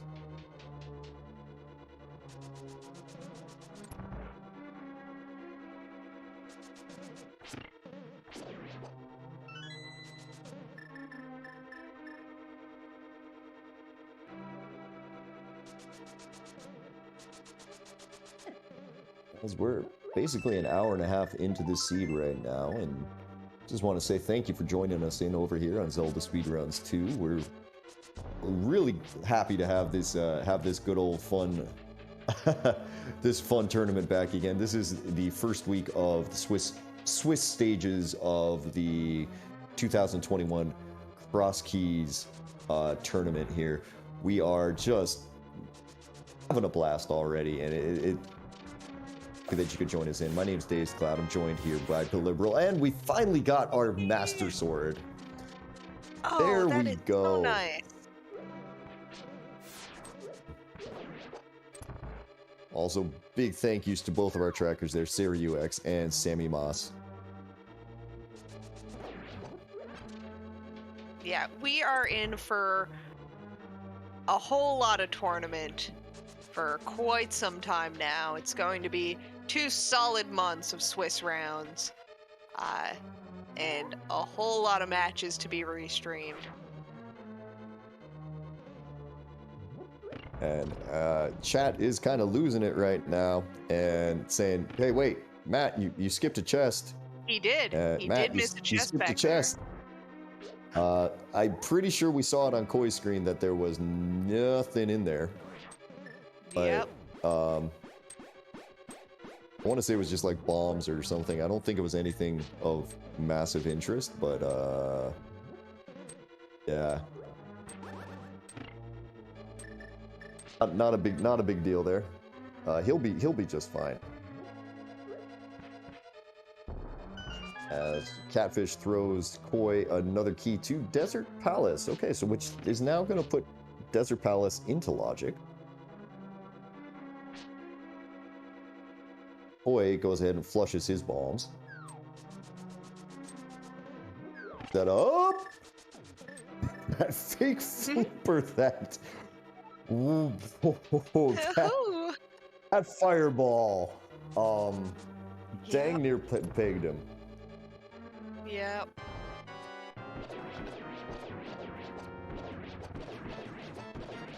Oh, wow. Right, so, blink and you miss it over on Matt's side there as Vitreous just goes down super quickly there. He picks up 5 rupees, but more importantly, though, it's going to get his 3rd crystal of the match here.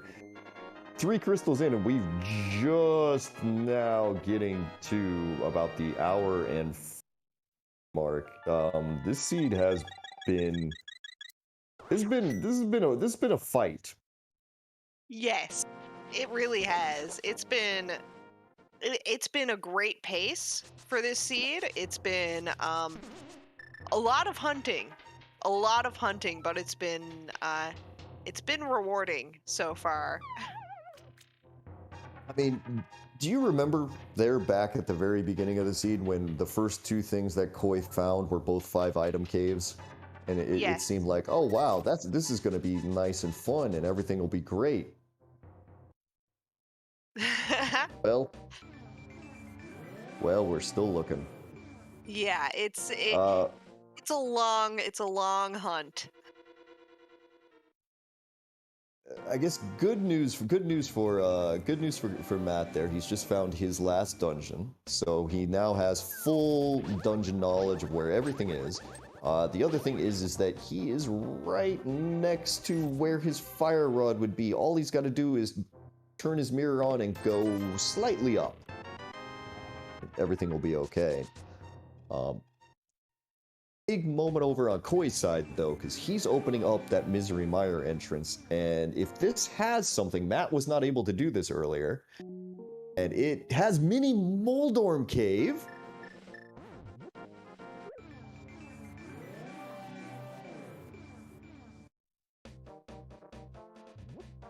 And really quick here, we've got 5 items back here. We're missing Rod, and we're missing Hookshot. This is nothing, and there's a nothing. Nothing. And Wow. a nothing. Okay, we're gonna go. A small key to GT. And a nothing. Right. Oh, wow. So, a lot of excitement for nothing. I mean, I'm thrilled, I really. Yeah, I mean, it was an exciting check. Just, of course, you know, exciting checks are just kind of not usually all there. It would have been 5 red. If it would have been 5 red rupees, I would have laughed harder. The 3 red rupees to start. I mean, it was really, yes, really that would have been a entertaining clip. there. If it was all 5 red rupees, that would have been a clip. Yep. All right, so Matt is gonna be able to get to his fire rod in just a minute here. He's finally back here. We're gonna get the mushroom now. Did Koi ever turn in his mushroom?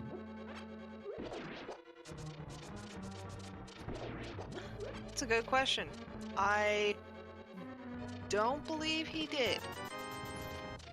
Because he's had that mushroom. He's had that mushroom for maybe about the entire seed. Yeah, he's had that. He's had that probably since the hour mark or before. Let's say like the 20-minute mark, because he went ahead and got he had sequence broken an extra pod key before Matt did, and I want to say around the 20-minute mark he got in there, and like he's found Potion Shop. He's been holding on to this key for forever. All right, Matt's about to be very excited. Here you go, buddy. There's your fire rod. I'm doing a little dance for him. I can't see if he's doing I'm a sure. dance, but I'm doing it. Now, Koi's big moment number 2 right here is he's in Tower of Hera right now, and he's got the actual ability to complete it. So we're gonna get to go upstairs. And we'll There's see gonna how be many 3 more big items up keys. there. Yep, more big keys, and more importantly, what is Moldorm hiding? Does he got a pendant, or does he have a crystal? Because if he's got a crystal, then we know that we're basically an ice rod from Go, which things never change in this game, right? An ice rod Go mode is just in Crosskeys. It's probably even worse because you've now opened up the entire world to you. Yeah. So good luck. The ice rod itself doesn't really lock anything other than, and we have our mitts. Okay. That's cool. But yeah, the ice rod doesn't generally lock anything except for killing Trinex. So if you have everything but the ice rod, you have everywhere to go to try to find that ice rod. And you know the fun thing there? I'm pretty sure those mitts were our logical. That was our first logical glove. I think so. I think Yeah, so. because we don't have the hook shot to get to the fourth GT key to get to the other stuff there. To get to the other glove. Yes. Super fun. All right, survey says crystal. Okay, so now we know exactly where all of our crystals are. Okay, Oh, wait, so Koi doesn't know it. yeah, Koi doesn't know, but it's good to know that swamp is not actually required, but the ice rod may be in there, so it might be a full clear of swamp still. And we still don't know what's on Ped. And when desperation sets in, if they start hunting for a little while, somebody's gonna check Ped. Or they're gonna blind pull it. Yeah. I mean, yeah, we're gonna figure this out now. Koi just map checked, so he now has the full knowledge of everything here, and he just realized, wait, I can't do anything in Turtle Rock yet. Let's not get too excited. Might just be Misery Mire right here on his side, and this is kind of working out for Koi. He's got be able to go over here. He'll finish off Misery Mire. He'll be able to check what's logically on fire locked. Not logically, but what's fire locked logically behind 3 Mire keys. Now, it's not likely that it's anything, but I mean, like we mentioned before, Ice Rod can show up anywhere. Yeah.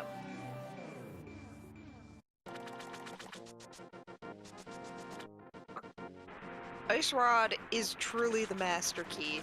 It can be anywhere. It can be opened in any chest behind any door. The only place that it cannot be is on Trinex.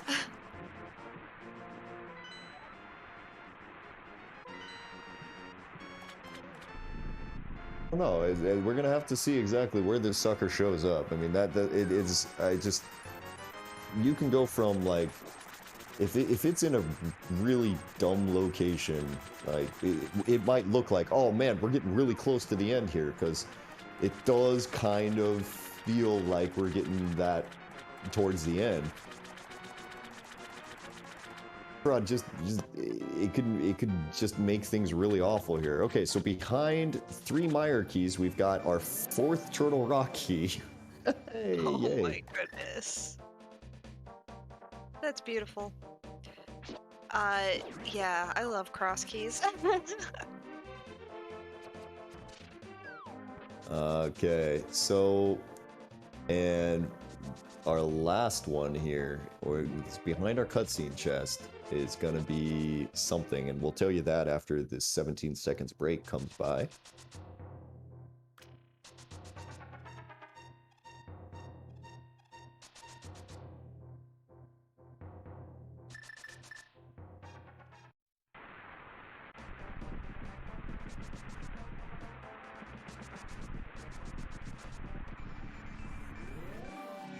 There's another Turtle Rock key? Wait, what? Alright, game, you're being dumb now.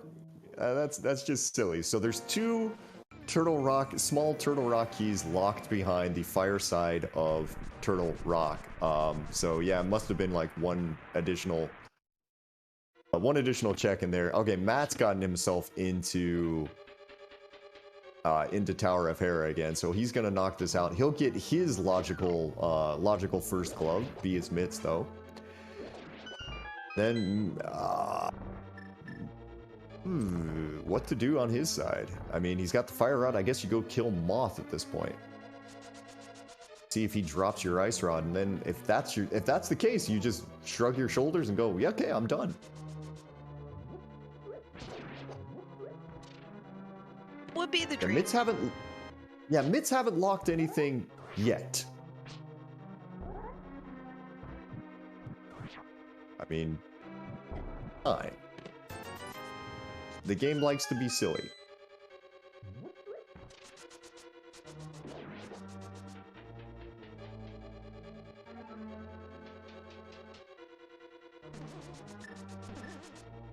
I mean, mitts can always, this thing is, as long as we're looking for an item and we've got mitts, you can always stick something on Smith Chain. It's not fun, nobody likes it, but you can always stick an item there.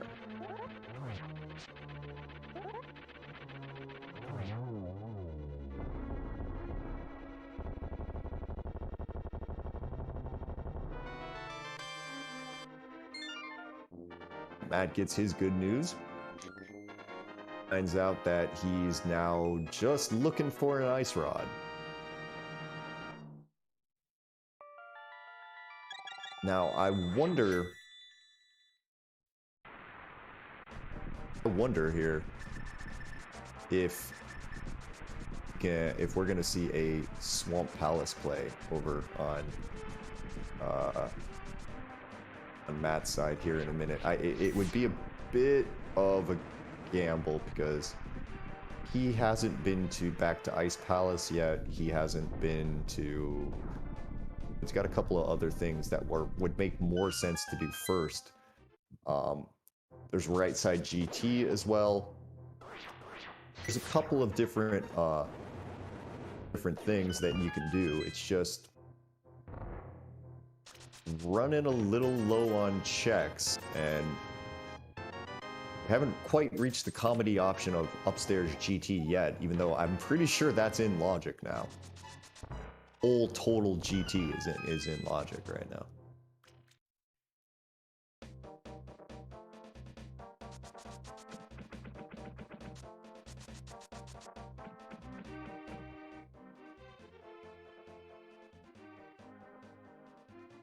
Fast Ganon means that you do not have to clear GT to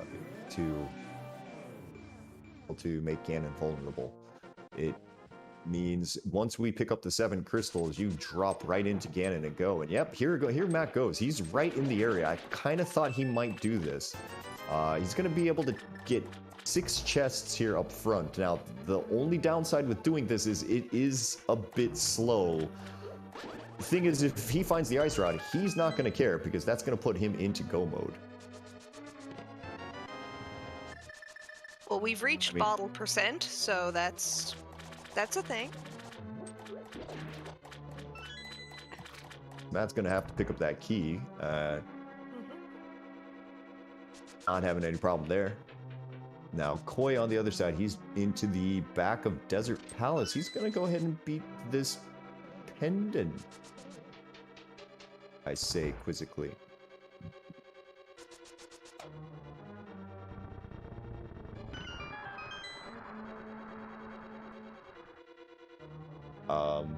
I'm a little surprised by this. I mean, we do know where Skull Woods are. Skull Woods is.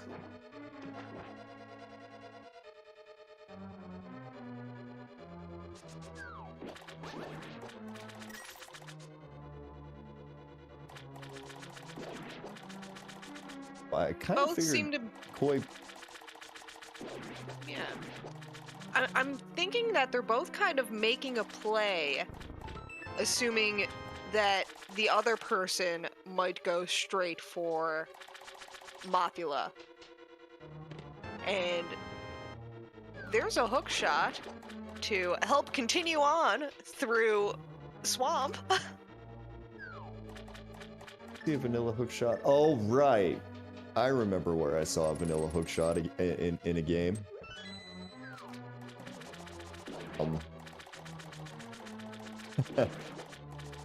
Oh, I guess with Matt, we're gonna go ahead and just finish this whole thing. Now, Koi picked up his pendant. X-Rod dropped down, but opens up. Okay, so now our mitts are actually into Logic. Fun. But also everything else. Yes. In the game is everything else. There's nothing in the game that we cannot finish right now, which is a fun way to go through looking for the Ice Rod here. So let's just start a clock at like how long is it going to take to find this stinking Ice Rod? Okay.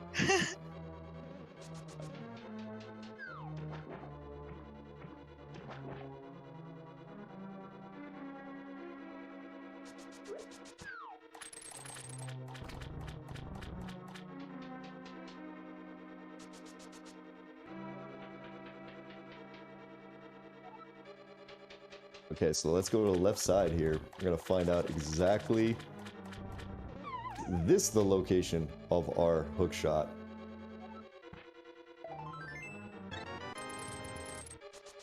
That's a piece of heart. We are slowly getting up to the 20 hearts here. We're starting to creep closer and closer. Yep. This is going to be quite an interesting hunt now, as they continue on searching for that ice rod. With Matt having that hook shot, he now has hook shot cave available to him for checks if he does not find it here inside swamp. And that might be his next location once he leaves here. I kind of feel like you're right there because like if I remember right, Hookshot Cave is really close to where he is as well. I don't know. I'm getting a little thing everything put together here. For Koi, what he needs to do is, I believe, unfortunately, it's right above where he currently is there. He's got to get to Mimic Cave because Mimic Cave has his flippers.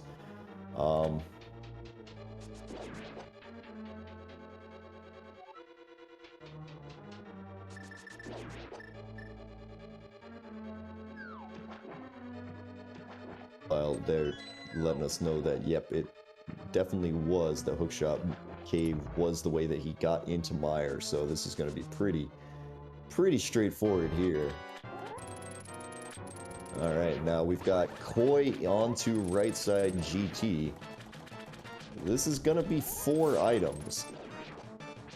Koi wants to make the big play and go for the climb.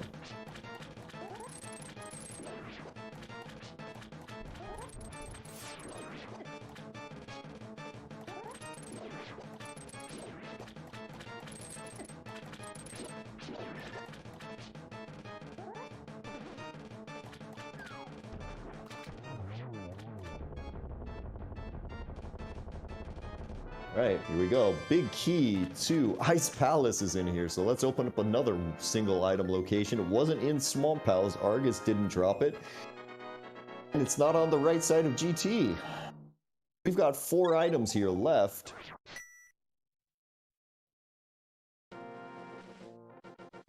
And the continues, it looks like. Oh, we're going for the single item in Thieves Town right now. Oh my. This is daring. Did mention the mushroom turn-in at some point. It is really hard to say exactly where this sucker is going to be. Alright, we're into Hookshot Cave now. Here's 3 more chests. Do we have the ice rod in here? No. It's a no. Second chest is blue, but no. And no. Nah, it's not in here. Yeah. Now, if it's been sitting on Mothula this whole time, that would be poetic. That would feel bad. Now, I kind of understand why these guys aren't making their way back up to Mothula, because, like, if I remember the route to get there, it's really stupid. Like you have to go back to the Swamp Palace entrance to get yourself up there. It's not fun, to say the least here. And Matt is going to make his way into Turtle Rock here. Check this big chest. Not going to find it either. And we got the fire sword on Koi's side in the Thieves Town big chest. All right. I mean, that's actually kind of a good thing. It's a terrible location. That's two items in the big chest. Now, Koi going for the Ice Palace big chest here. I'm gonna have to ask these guys exactly, hey, have against Mothula. These are bold plays. These are playing against what you think your opponent's doing. You think your opponent's going somewhere else, so you're trying to just get that leg up by doing a one-off check and lucking into that go mode item. Yeah, no, I kind of feel like that's what it is here now. I'm wondering right now if we're gonna have like a dueling. Get down to this Ice Palace big chest. About the time that Matt's gonna have to make a decision whether or not he's gonna want to climb the darn tower or not. Let's see. Nope. Nobody's doing the that's climb. a no from Matt. Because Matt's coming down to Ice Palace as well. There's a big key to pod. So that's that two last? more items. That's our last big key? Yes, that's big key, yes.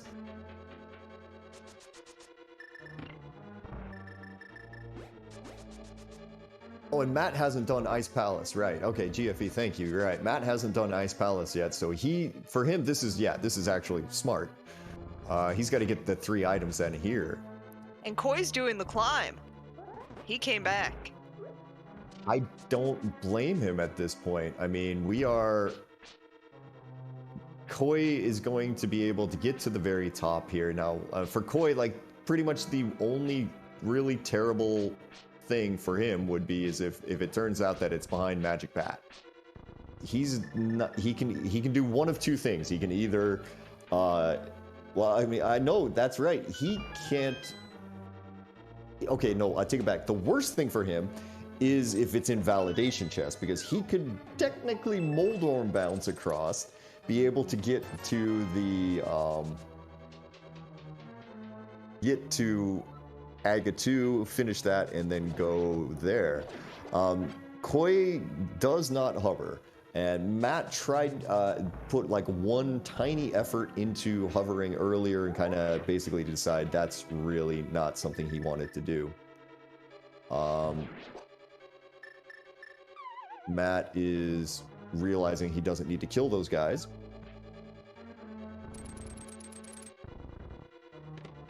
Moldorm bounce is not it's not easy tech by any means. As Matt gets his big key to Desert Palace and is probably kind of going, oh yeah, great, thanks. Big key to pod. Here we go. Other palace. Man. Okay, third time's charm. Yeah, that was called, I'm gonna go pick up some more magic, let me get rid of this block. Oh wait, no, I don't have another key. Okay, you know what, forget it. Plan B, we're good. We'll just use our bombos to take care of it.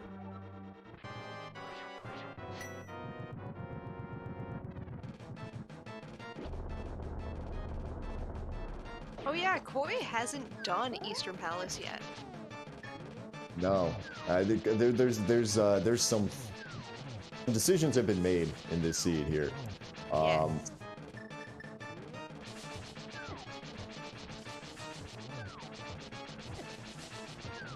Now some cold stare, good old hammer strats here. I mean, to be honest, I can kind of understand why Koi hasn't been back up there. That getting up to the mountain was so unbelievably dumb. Like, it's difficult to get back there, but it's much easier now than it used to be. Like, you can save a quit, start from Link's house. Okay, so here we go. We've got nothing. We've got a key to Meyer. Okay, so that was logically required. Turtle Rock keys. It's fun.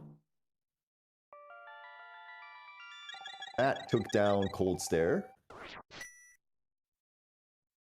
Loot doesn't do anything now. But it makes getting back to the mountain much easier. Well, that's bad? Maybe not? Actually, in a weird way for Koi. So Matt finally, we are finally heading to what's it called? Oh, what's Place. Mothula? Skull Woods. Yeah, there you go. There you go, Mothula. You started saying it. You started saying Skull Woods. I'm very excited right now. I can't Yes. actually talk.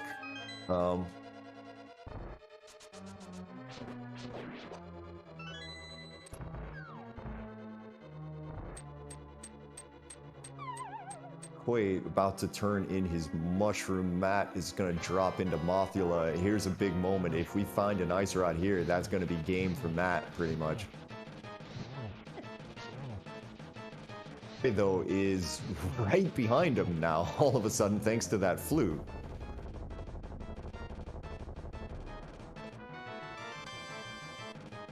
To be continued. And a shovel on Mothula. Dig spot? Yeah, sure. Why not? It could be anywhere. Nobody's checked Ped yet. There are many options. There are many options. Well, I mean, the mushroom that Koi just turned in could actually be something. We are running up on Matt's side. I believe this is an ether tablet check.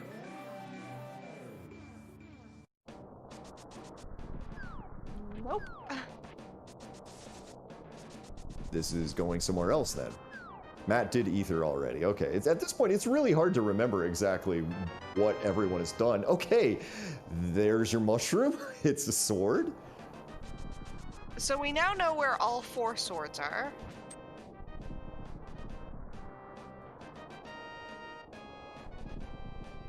We've got everything.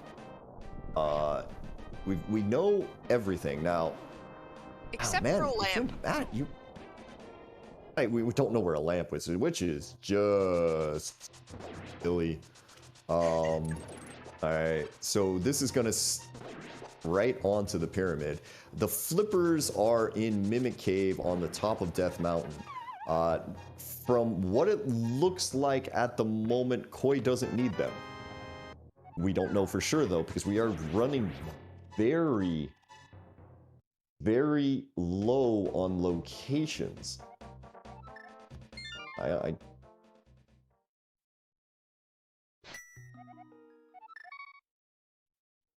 think, what else is there?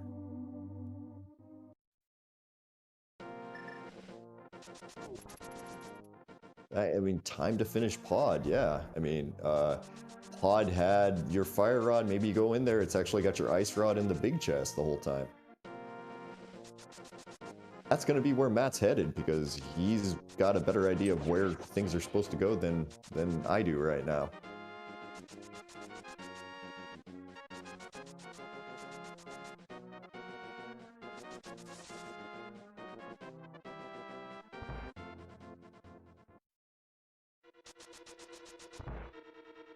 Yeah, let's get that final check here in pod. Well, not final. There's 2 more checks, is it?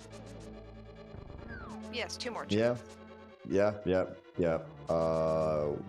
Now, I was about to say I wouldn't be shocked if it was the lamp here, but then again, I just realized that no, the lamp can't be here now because reasons. But okay, so Koi is about to get his butter sword. Oh, up yes. to 18 hearts over on Koi's side. Yep, and completing pod, as pointed out in chat, opens up a green pendant check. True, green pendant check. It opens up. It's not. We can't pedestal yet because Matt's got to get to the Desert Palace entrance, but he knows where that is. It's on the Light World side of Bumper Cave, which is not an awesome location to get to.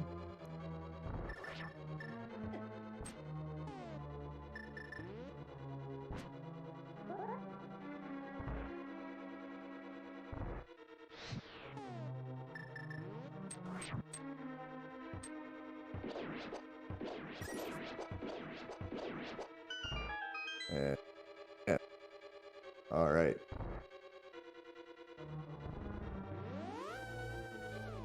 Okay, there's 4 swings of the butter sword over on Koi's side to take down Mothula, as he actually played kind of nicely. So we get that shovel that we haven't checked yet.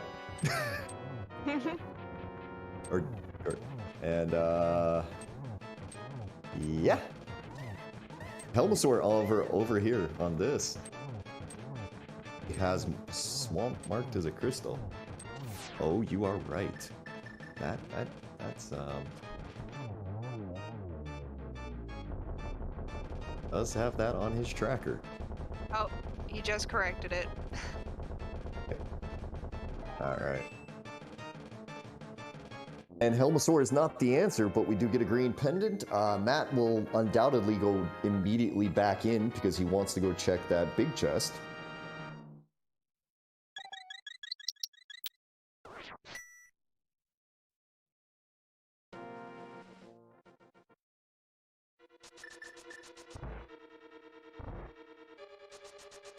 Oh, I would love to see a ped check. I really would. I mean, at this point, making a ped check isn't really worth it, I don't think, because if it's there, all you've done is told yourself to go back and get the item out of Desert Palace, which is probably, I would say, if not the next thing you're gonna do, it's the next thing after that. Fair. It'll be a check or a blind pull if it doesn't come up along the way. Sure as heck is not gonna be this. Now Koi's about to get the flippers, which is gonna open up all of Swamp Palace for him, which is probably not good for Koi's side, because that's an entire dungeon with 10 items in it that we don't know if you need yet. That's the other thing, right? Nobody has done Smiths yet. Like, well, we haven't done they are in a Smiths, terrible location. No, Smiths is an awful location. Yeah, like the Smiths are at the very top of the Lost Woods right now. It is not the shovel. That's just some paper. And still no lamp. Right, how about the entrance to Turtle Rock? Koi is on top of that right now, using bombos to open it. Wait, did we do the front of Turtle Rock? Have we done the Fire Rod side of Turtle Rock?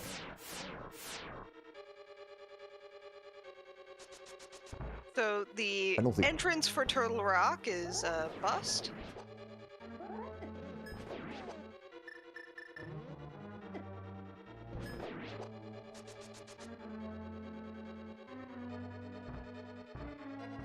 Yeah, we haven't checked the Fire Rod locked side of Turtle Rock yet. And that's where Matt's headed.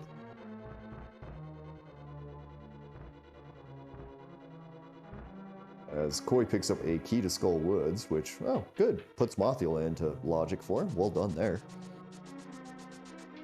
Matt did that's right. Matt did the front of Turtle Rock, but he never went in. As we've got, okay, so this is another one over on Koi's side.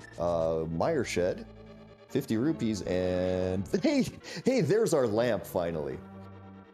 Yeah, we have a lamp. Hours and 13 minutes in, we finally found the lamp. Game, well done. You put that in a very good location. All right, so here we go. 2 checks over on Matt's side. Hit a compass and a key to... Oh my god! Oh no. Basement. Okay.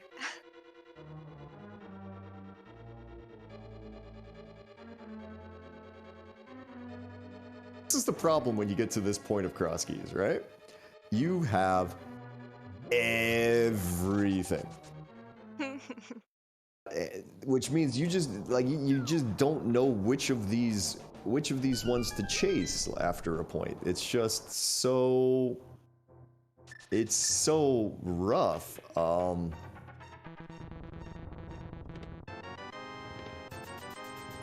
I mean, Hera Basement, yeah, for those of you who tuned in about, you know, I guess it was about 24 hours ago at this point, there was basically the lead off to this tournament there, the first restreamed race, kind of had a big deal with Hera Basement, so, man,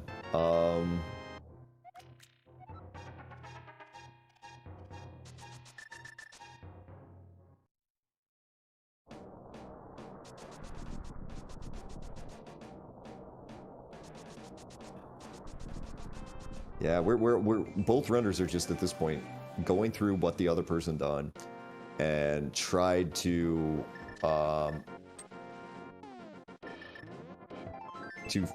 just find where this ice rod is. This is a brutal way to start week one for these guys here. It's just one of the worst ways you can go.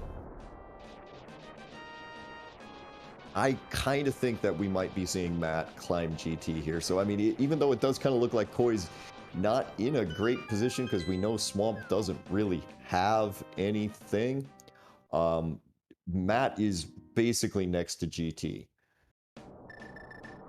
And we're looking at Koi there trying to get a reaction there. There's some smiling and some laughing from getting that hook shot.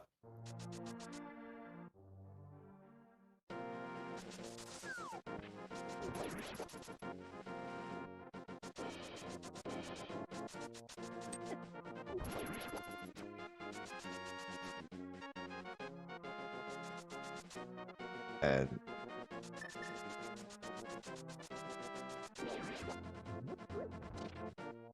Matt deciding not to do GT right now. Instead is gonna head, and I think this is where we found Sasharala.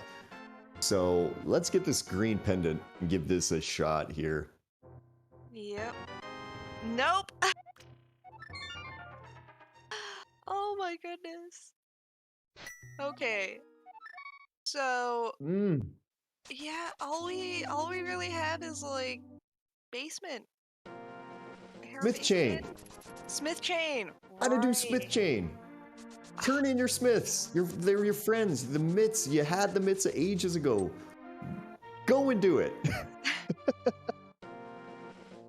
Ooh, I like that.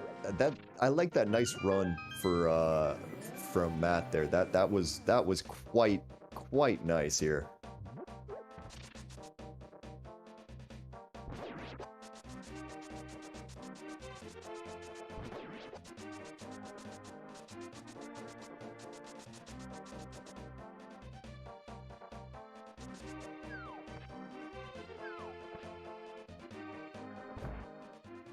Matt not going into there. This leads him back up to, as I check my map myself here, this leads back up to the Turtle Rock Ledge, and there wasn't anything up here either. But he's gonna check this because it must be still open on his tracker right now. This is just the left side of desert. Oh, okay, so we're gonna go check, yeah. All right, so he's got the probably 3 items remaining in here. Okay, so I looking at Matt's tracker right now. He's got 3 items remaining here in desert. He's got the 1 item down in Thieves Town. We've got the 2 items on because he did Mire without that. To him, he still only got 1 Turtle Rock key. Oh, man.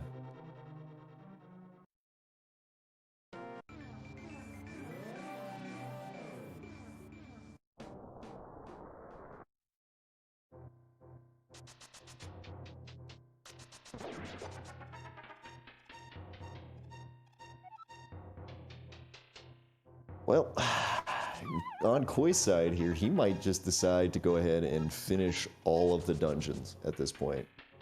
Yep. At this point, it's just... I see it happening. I I'm getting a sense. Yeah, oh, Matt, just pick up the Smith, buddy. He's right next door. Never. All right, first we're gonna go do this, which, I mean, okay, I understand, sure. This makes sense. It's here. I did not realize we would be 2 hours, 20 minutes into this thing. Trying to figure out exactly where where some of these things are as Koi goes ahead, takes down Argus. I don't believe Koi went left side though. Okay, this has got to be Smith's on Matt's screen. This has got to be Smith's screen. He did go left side, he did left. Okay. I am having trouble remembering everything. 10 out of 10 checks in there.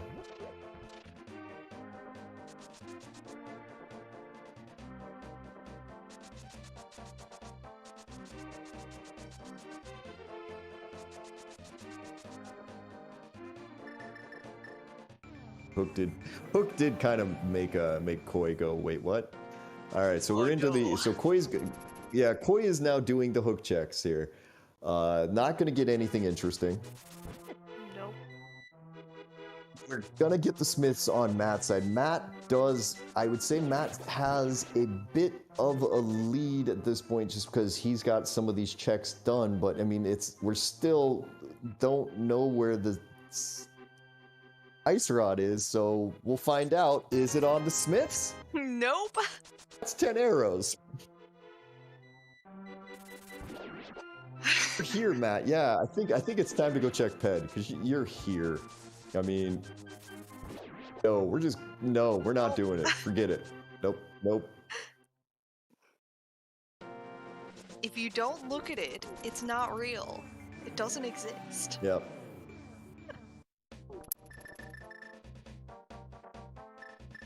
So now, I'm gonna go do hammer pegs. We're gonna get our purple checks. Like Ped is one of those things you just kind of go like, okay, you don't usually check it, but in Crosskeys, checking it can actually be really useful because it will, if there's even a small key on it, it gives you a ton of information. In this case, man,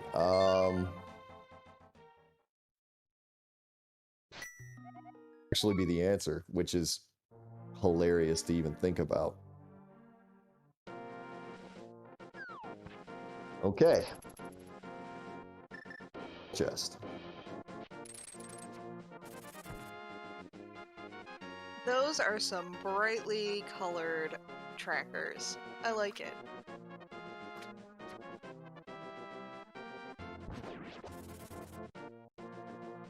Okay.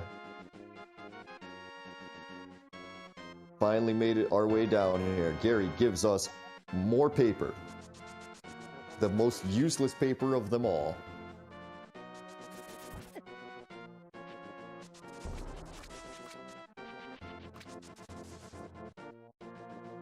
This could actually, that flute that Koi climbed up to get might actually turn into a big deal because this means Koi can get to, he gets this Hera Small here in just a minute. He can actually get back to Hera much faster than Matt could. So if he just decides, you know what, forget it, I'm going for it. Big. Now over on Matt's side, that's 19 hearts here for Koi. Over on Matt's side though, I think we're headed to GT. I think we're climbing.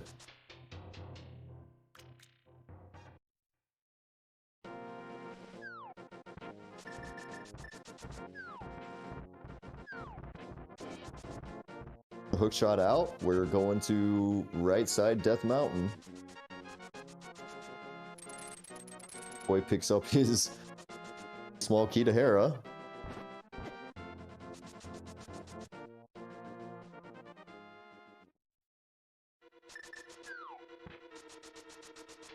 I thought this was gonna be a fast seed.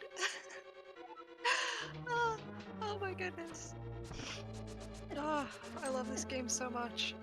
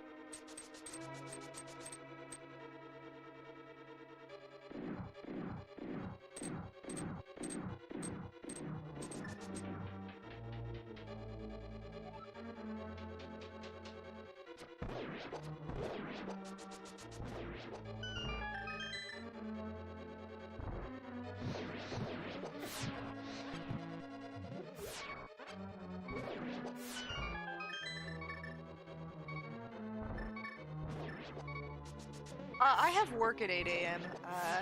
So this is gonna be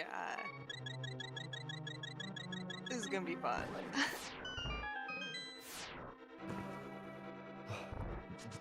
Oh.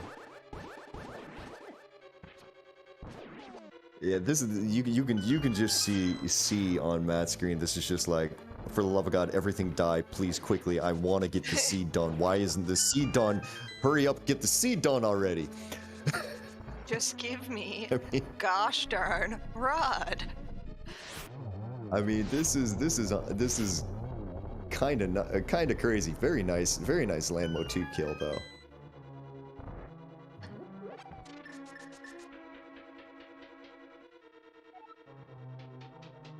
And Koi about to be disappointed doing this whole chain here. Okay, the nods, and Koi also deciding, you know what, I don't want to know, forget it. I mean, honestly, for Koi, it doesn't matter, because Pod is right next to him, he's got the other two pendants right now. Let's just go ahead, do this thing, and we'll see. Now, on Matt's side, though, almost to the top. We're almost to the two things that Koi was not able to get up here.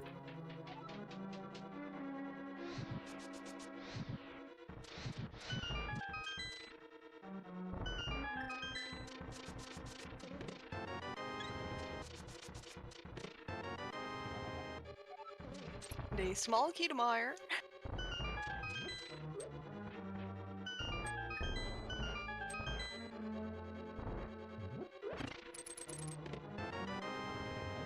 And there is Matt getting his flute now. Right. Interesting time about to happen for him. Gets a nice little dash there, and Moldorm 2 is just dead. Very, very quickly dead. Alright. Arrows, it's not in GT. But remember that powder we got about 2.5 hours ago? that's the thing that's behind GT today. So we are gonna go kill Aga 2 and drop down and see if Magic Bat is the thing with our ice rod.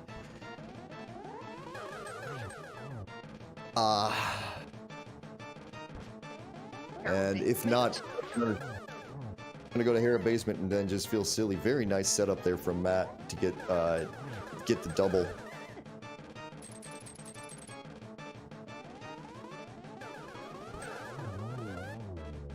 There we go. All right, down goes Aga 2. Now let's go check this magical bat.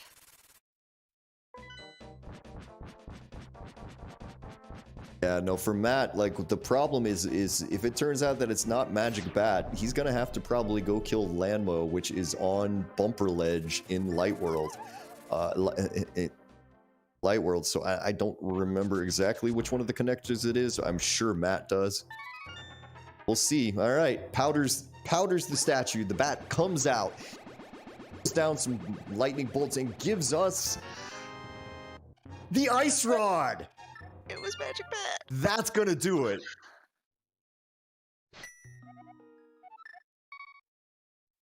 All right, so finally, 2 hours, 29 minutes, and approximately 40 seconds in, Matt has hit go mode. And yeah, that is gonna be it right there. So he is making his way quickly, well, trying to make his way quickly to GT, not to GT, to Laser Bridge there, so he can get over and finish this just absolute monster of a seed. Now, Koi is probably gonna show us exactly what's on Ped here in just a second. Unfortunately for him, would have had to bounce his way across the Moldorm gap there to get this one going. Looks like at this point you can pretty much just say Matt's gonna take this first game here, move to 1-0 on this. Koi is gonna work his way to the back of Skull Woods here. Oh my goodness. And what a seed. What a seed. this has been wild. It's been really, really, really wild. I think the ice rod, honestly, we started talking about the ice rod being a problem, I want to say about 45 minutes ago, but I think by that point both runners had been looking for the ice rod for about like minutes. Yeah. This might have been like a full hour-long ice rod hunt. Ice Rod was on Magic Bat, which is behind GT. Behind the top of GT. Yeah. Inside the pyramid. Was one of those that you just couldn't do, and Koi pulls his piece apart, smiling, but not happy. He's got 19 hearts. Apparently needs 2 more heart pieces. I say you just go look for him at this point. Yeah. He abandoned one for sure. Decided he didn't need a heart. All right. Well, and that is the final crystal for Matt. Finally, at just over 2.5 hours, with everything that he could almost possibly do in the game completed. Oh, the collection rate on both of these players is going to be wild. It's going to be in the 190s, at least. Oh, easy. At least in the 190s. I mean, Gannon, I don't usually give you any credit, but you did a pretty good job of hiding the things today.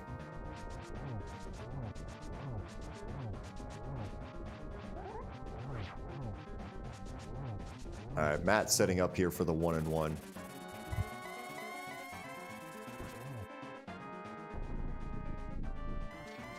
Gets it, no problem. Already on to phase 3 here. We've got silver arrows. We actually get to have fun, unlike another tournament that shall remain nameless.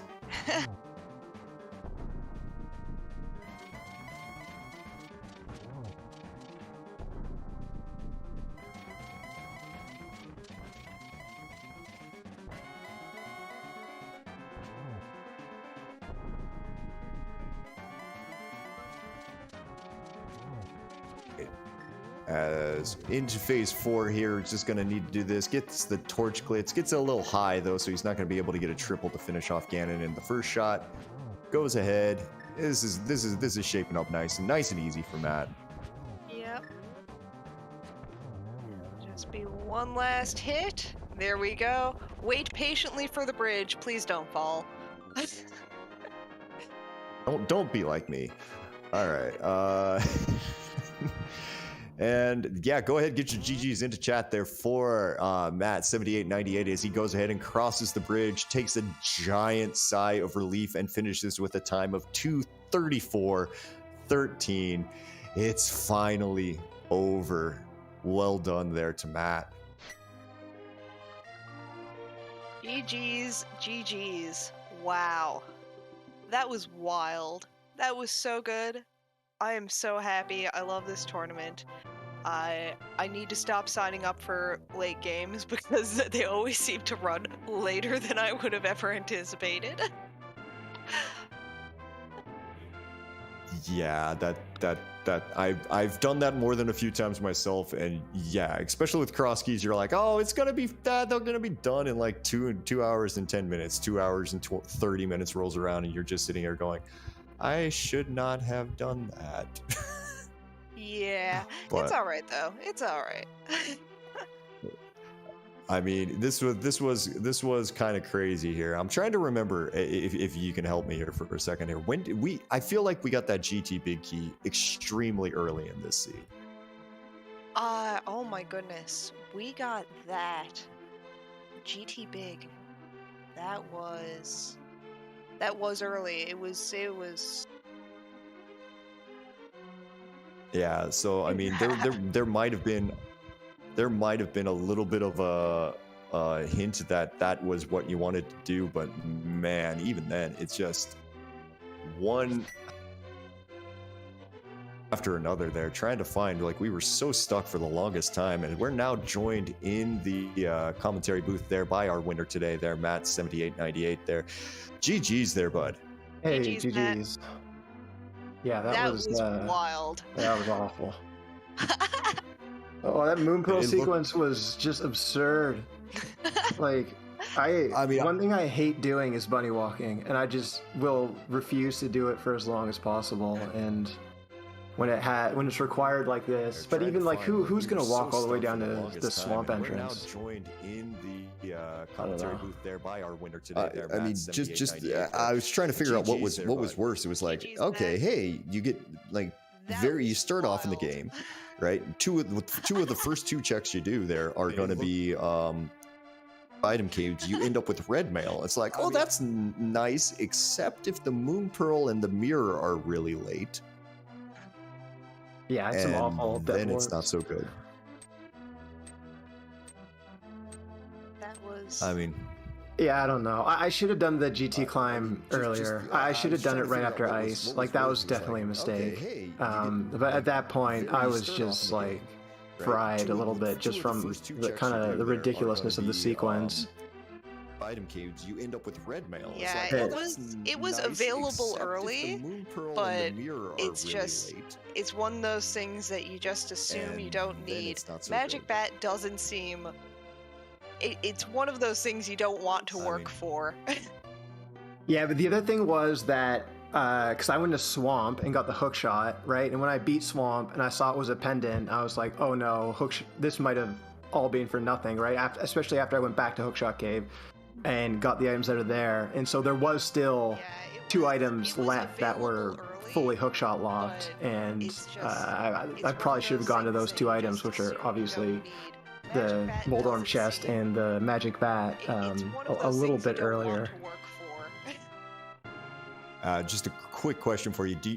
Any chance that you have like the stream you have like the sound on your side here? I guess we're getting a lot of echo there. Oh, maybe it might be coming through my headphones. Hold on. Yeah, no worries. Well, yeah, it's his audio. It's his audio that's on Restream right now. So Okay, got it. Yeah. So we yeah, it's on our side here. it's on our end. Yeah, we need to. Oh, okay. Got it. Just a quick question. Yeah, for so you. you're fine then, Matt. Never mind. Just making sure. There we go. Yep, we're good. But yeah, no, that moon pearl was awful. The GT was awful. I mean, just you never expect that it's going to be Magic Bat behind GT because that's never the answer. Yeah, and especially like by the time I got back there, after I did the right side, I was still 1 item from go mode, and I had 2 crystal dungeons left, right? Because I could go back down to Ice Palace and then leave and go finish Skull as well. So it's really hard to kind of make that call and that decision. But after those places, I really didn't have much left, right? Because I had like Pod and the Smith chain, and then these one-offs, right? Because I went to Mire before Pod, so I didn't have a fire source. So I had 2 chests there. I had the desert and the pedestal, and I had the thieves' basement. So it was a bit of a tough call because those are not great locations either. There was Yeah, a no. lucky point for you that it was knowledge we had, but you didn't. You skipped a chest in one of the dungeons. I believe it was Mire, perhaps? You just completely you Yeah. walked straight through the room with the Oh, chest the in it. map chest. I definitely did that. Yep. Yeah. And I remember chat starting to all ask why, but we did know, fortunately on our end, that there was nothing in that chest. Yeah, it's like, I mean, every so often you just do that, and then Yep. most of the time you never realize it because no one's really paying attention, and it's usually nothing. Hmm. But sometimes you do that and it's something and it's bad. But yeah, no, it just came back to me now. I definitely did that. Yeah, it was one of those moments of, oh no, because if you remembered it, you'd have to go back. True. Well, I did have, I would never have remembered it, but I did have 2 other chests to go back for in that dungeon, so maybe that could have brought me back earlier. Who knows? True, true, true. I mean, you've got a pretty clean sheet up there. Like just looking at your tracker right now, I'm just like, there's a couple of things here, or maybe 1 or 2 things there, but I mean, uh, at that point, there's just you finally ended up getting it there. It felt like that ice rod hunt went on for like 45 minutes to almost an hour. It just kept on going. Yeah, like I was in Ice Rod Go mode for a really long time. I'm trying to think. Like even from Hera, right? What was the last item I needed that I got before the ice rod? Was it all the way back to? I want to say Can't even think. I just like you got the like I want to say you got the Turtle Rock big key out of Meyer might have been your last thing you needed outside of the ice rod. Yeah, that makes sense. Because I wouldn't have known that at the time because I didn't know what all the crystals were. Yeah, it Um, was it was an unknown because we didn't know if you needed the flippers, we didn't know if you needed the hook shot. Uh, when it ended up turning out that once you got that knowledge, it was, oh, all you need is that ice rod. That's it. So the yeah, hunt was Yeah. longer than your knowledge. but yeah, I don't know. I definitely did not play this super well. I'm admittedly not the best Crosskeys player, but like once it hits like 2 hours, my brain just stops working, and so I got to get a little better at that if I want to do well in this thing. I mean, I think that's pretty standard for almost everybody. It's just around the 2 hour point, you start almost panicking a little bit, like, oh my god, what did my opponent do? you know, Yeah, did they god route it or something? And you start getting worried. But no, you definitely, I would say, led the way in this, probably most of the way. You were to hook shot first. You were to ice rod, not ice rod. Well, obviously ice rod, but you were to Moon Pearl first there. So I mean, you definitely led the way on this one here. But yeah, I mean, it, yeah, it was a GG's. bit You of got a through week 1. yeah, it's true. Still, what 7 more weeks of this to go, so better get used to it. Yep. Right. Yeah, yeah. This was like it was a terrible seed, obviously. And the other thing was that the connectors in this were not great at all. Like you had to keep going back to Death Mountain, and there was not like a great way to do it. Like there's a few different ways you could do it, but none of them were like super accessible. So I kept trying to like loop things in with like the next trip I had to do to Death Mountain. Um, but I don't know. It was tough, especially because like the flute was obviously at the top of GT as well. So Um, even when they're gonna make you run around like this, they won't even give you the flute, which sucks sometimes. They decided they weren't going to make anything easy. I mean, even just having the boots and the mirror locked behind that one that one nectar onto the mountain, onto Dark Death Mountain, and you had to drop down, and then if you did this, and then you got some mirror, which was fantastic, but like, I didn't want to. Yeah, exactly. I don't know. Anyway, guys, I'm going to jump off, but thank you very much for the stream and the commentary, and everybody who volunteers to make these streams happen. Thank you, And GG's GG again, Sequoia, by the way, if he watches this back. for sure. Thank you. Have a good night now. And GG's there to Matt. And we're about to see Koi clue up his Aga 2 fight.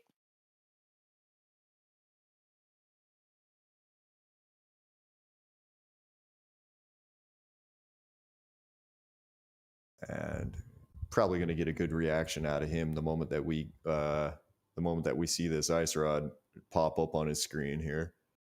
About the next 30 seconds.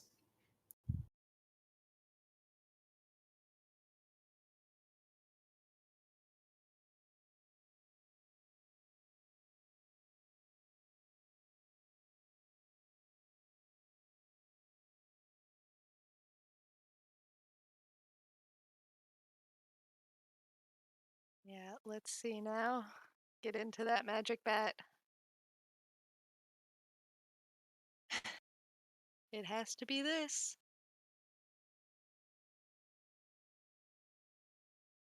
There you go. Pulls it up.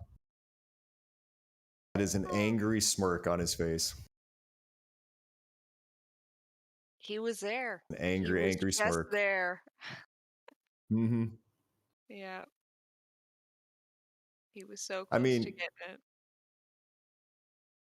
He took the gamble by climbing it without it, and it's, you know, didn't end up getting there. He's gonna flute around, and he's up. He's gonna go up. He's got this thing done. He's gonna be done within, I would say, the next. What are we talking here? 5 minutes here. So yeah, Trinex is not gonna take sort of any time whatsoever. And there's that. Mm-hmm. That was another great match in this first week of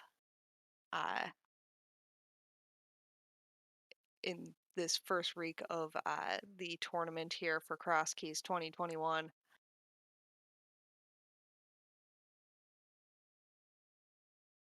Yeah, no, this has just been a ton of just fun and interesting, crazy start to all of this. And just kind of like I'm just gonna kind of look ahead. Because we kind of mentioned earlier, there are so unbelievably many things going up. With this being Swiss, we've got something like I forget how many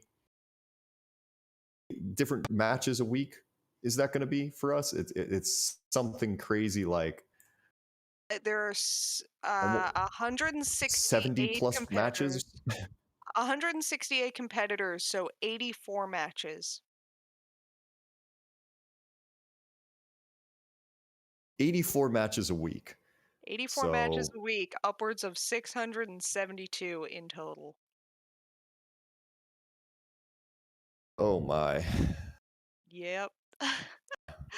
that is a lot.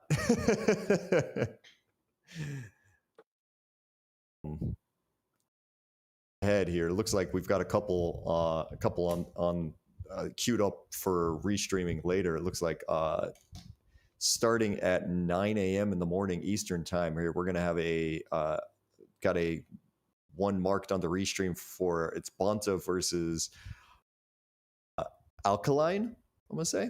is the name there? Later on tomorrow, I guess Thursday, we're at 1 p.m. There's going to be Andy versus Scoopel. And there's going to be just more races going on all this week. It is. If you enjoyed this Crosskeys, there is more coming on ahead for sure.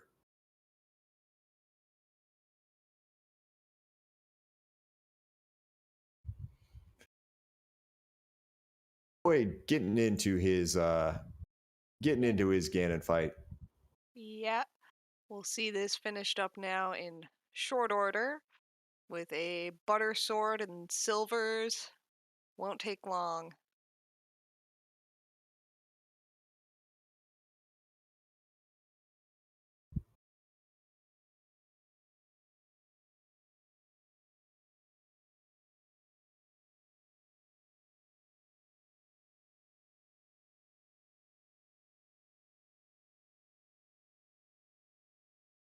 All right, on to phase 3 right here. Soon.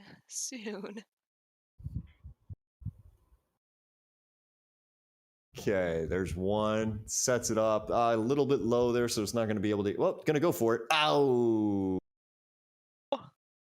Oh, feet. no. Got the feet. Oh.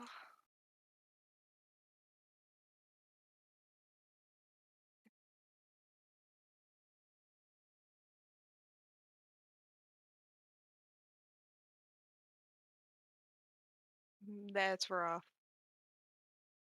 Yeah. All right, so round 2. Going in with a single heart because, if you're going to go fight Ganon, you want to go in with as little health as possible. Exactly. Really got to challenge yourself sometimes.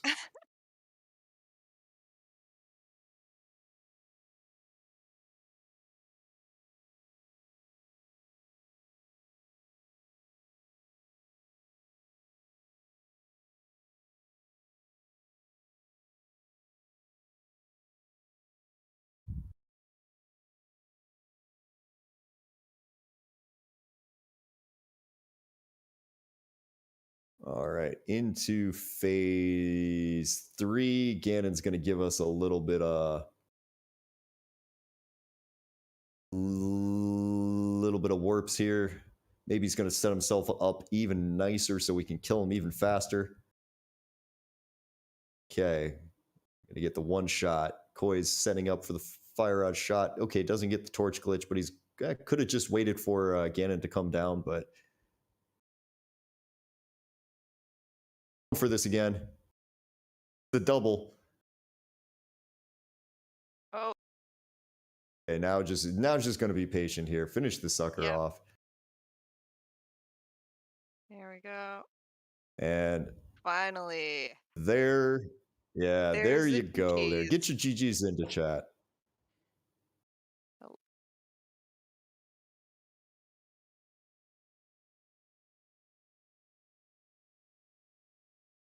That's a GG's for Koi, finishing up with an official time of 2:53:04.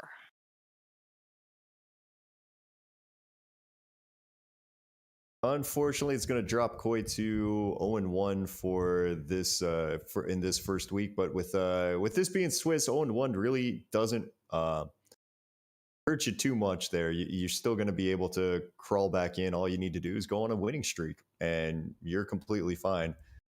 I think that's one of the big reasons where so many of the runners are liking the Swiss format a little bit more than last year. Is you lose one and well, it was a nice tournament.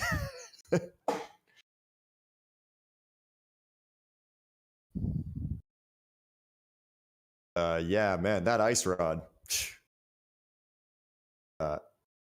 Go ahead and get your hook shot out of Pendant Swamp Palace, and then climb GT. And it looks like Koi's going to be jumping in here in a few minutes, and we'll be able to get his thoughts on this seed. I imagine he loved every minute of it. Oh, for sure.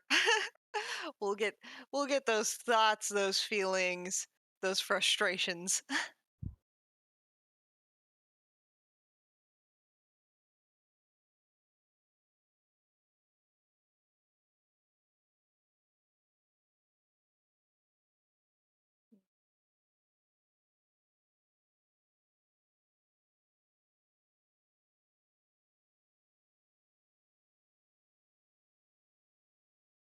All right.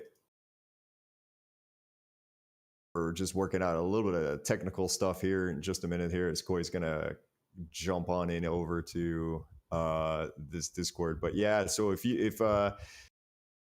this was a seed with some paths in order to even get to the end of to get the moon pearl, at some point you needed to pick up your Bombos medallion out of your bow locked side of pod, which was pretty easy.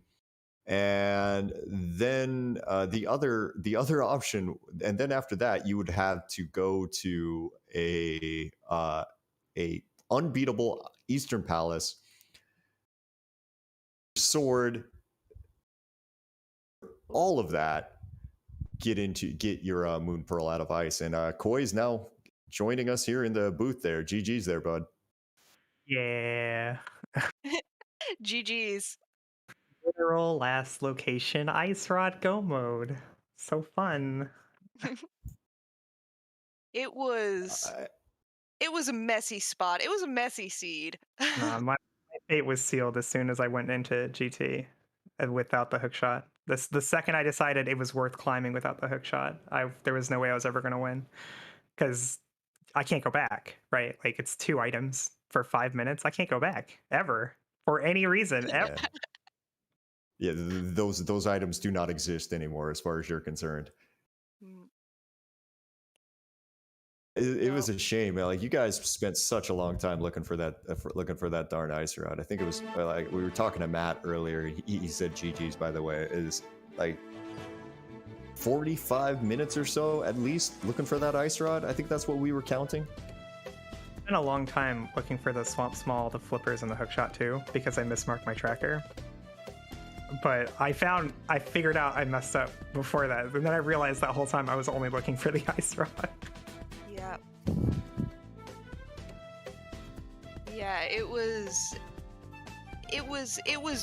weird because it was technically an ice rod hunt before there was full knowledge that it was just an ice rod hunt. So people were looking for the ice rod and also keeping options open for swamp might be required, and then the knowledge came and it was still close to an hour ice rod hunt even with the knowledge. Super gross seed. Very gross. The grossest. Hopefully it's the grossest, but you have another 7 weeks to play, at least. You could put that a better way, but don't worry, it could be worse. I don't know, like, I mean, when we coming into this race against Matt's such an amazing Link to the Past player in general. I was never expecting to win. I wasn't even expecting to do well against him. But then to get through the seed to the point where it's like, oh wow, if I had just done that before that, then I win. Or wow, if I had done what I did, but I was a better player and could hover, I win. Or like, I don't think it's gonna get much worse than this. It was so good to watch. It was a very entertaining seed and a great race to watch both of you run in. Yeah, it was really, the Moon Pearl especially was really gross. Because like you already have the bow and you see Eastern and it's like, I could dive it, but I don't want to. And then, so I put it off thinking, we'd be able to get back real easy. And there was no easier way to get there, just that bunny walk all the way to the swamp entrance. And all that was there is a sword, so then I could do gloveless ice. Super gross. Yeah. It's just one thing after another there, just trying to figure out exactly where it is you were supposed to go. And then, like, your first glove just being... first glove, you're finding it there behind 4 GT keys, and Yeah, and Like, the hook shot. we were It didn't happen. and the hook shot, right? And so when you finally found Mitz there in Hera, we were going, wait a minute, that's your actual logical first glove. Okay, Seed, you're being dumb. Yeah, it's really weird. You might have noticed somewhere in like the mid-early game where I kept like stopping and not doing anything. My tracker was broken. So Yeah, a couple people. my tracker is not very good. It's kind of jicky a little bit, and there was so many like connectors that I had to mark on the map that the tracker was getting super bogged down, and it couldn't process the information fast enough. So anytime I tried to mark something on the tracker, it would pause and freeze up for 5 to 15 seconds. You know, and I'm using the tracker to like help me make decisions, like seeing what else is available, where do I want to go, how can I group things together. And I mark something and I can't do that until it finishes processing. Eventually it stopped being laggy when we found the mitts because it didn't have to process all the connectors because I could just go to places again.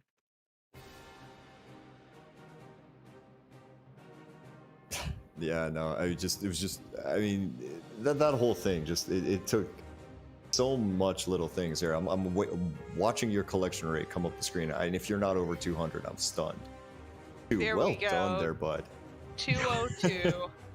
No, it was literal last location. I full cleared every single dungeon, did every single entrance, except for Ganon's Tower. So it's just 14 things that I saw and didn't pick up. That's it. I think everybody was a little disappointed that you didn't get the full 20 hearts. Yeah, apparently we skipped 2 heart pieces. Awesome. Next time. Yeah. I've never actually done that. Yeah, it was a dig spot heart piece you walked away from, and then there was another one that I think was freestanding. You walked into an entrance and you saw it on the ground and you were like, nope, don't need that. Yeah, I it's have pretty red mail and typical. I'm still trying to, Yeah, we had red mail real yeah. early. I'm still trying to kill myself at times. Yeah, it was really annoying to get the mail upgrades so fast, and then we got like a bottle fairy, and then it was just nothing but bunny walking and death warping everywhere I went.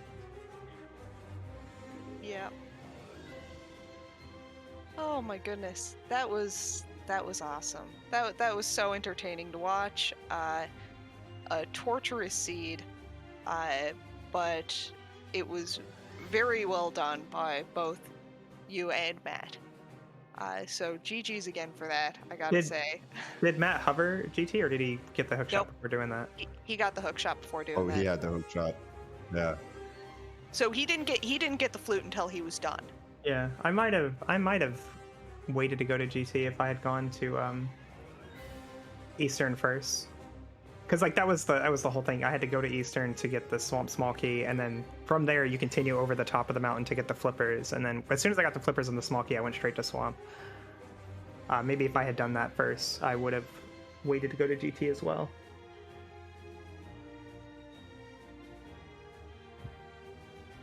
Yes, so that was wow. I can't even process half of what happened in that seed. My brain is fried from just watching it. It was wild. I mean, just between the Pearl and then kind of mid-game of where's our next progression, then kind of finding everything at once. And then the Ice Rod taking the last 45 minutes of the seed. Yeah. You know, your average Crosskeys day. Yeah, I feel like the last hour of the seed, it was just like completely pointless because I was never going to GT. That was not even a possibility. Yeah, it was unfortunate, but you still did well. You still did very well going through this seed. And I have to say that it'll be fun to watch the next 7 weeks of this tournament, and we certainly wish you luck in your future matches coming up. Yeah, I mean, I don't feel like I got blown out by Matt here, honestly, because it was just a one single decision that could have completely flipped it the other way. Oh, 100%. So that makes me feel good going forward because Matt's such a strong player, and whoever I'm up against next week is not going to be as strong as Matt was. Mm-hmm. But Crosskeys, so yeah, it doesn't even matter. All luck of the draw. So I think we'll probably clue it up here for the evening. It has been a long run and a long race for sure. So I want to say thank you to both of our runners, to you, Koi, again. Thank you to our restreamer, Jinxie, and our trackers that we had today, Siriu and Samimas, as well as my co-commentator, Days Cloud. I'm always happy to jump in here with you. So yeah, thank you for with me. It was good to do this again after 9 months. Roughly 9 months, yes, give or take. Yeah. Hope we can do it again soon. Oh, for sure. We'll be around. Thanks, all right, guys. everybody. Thank you, Koi, GG's, and we'll see you next week at some point, I'm sure. I'll stay in the ZSR Discord this time. Oh, for sure. And we will all see everybody in chat throughout this tournament and on many of the other lovely events hosted on ZSR and the accompanying ZSR channels. Thanks, everybody. Have a good night.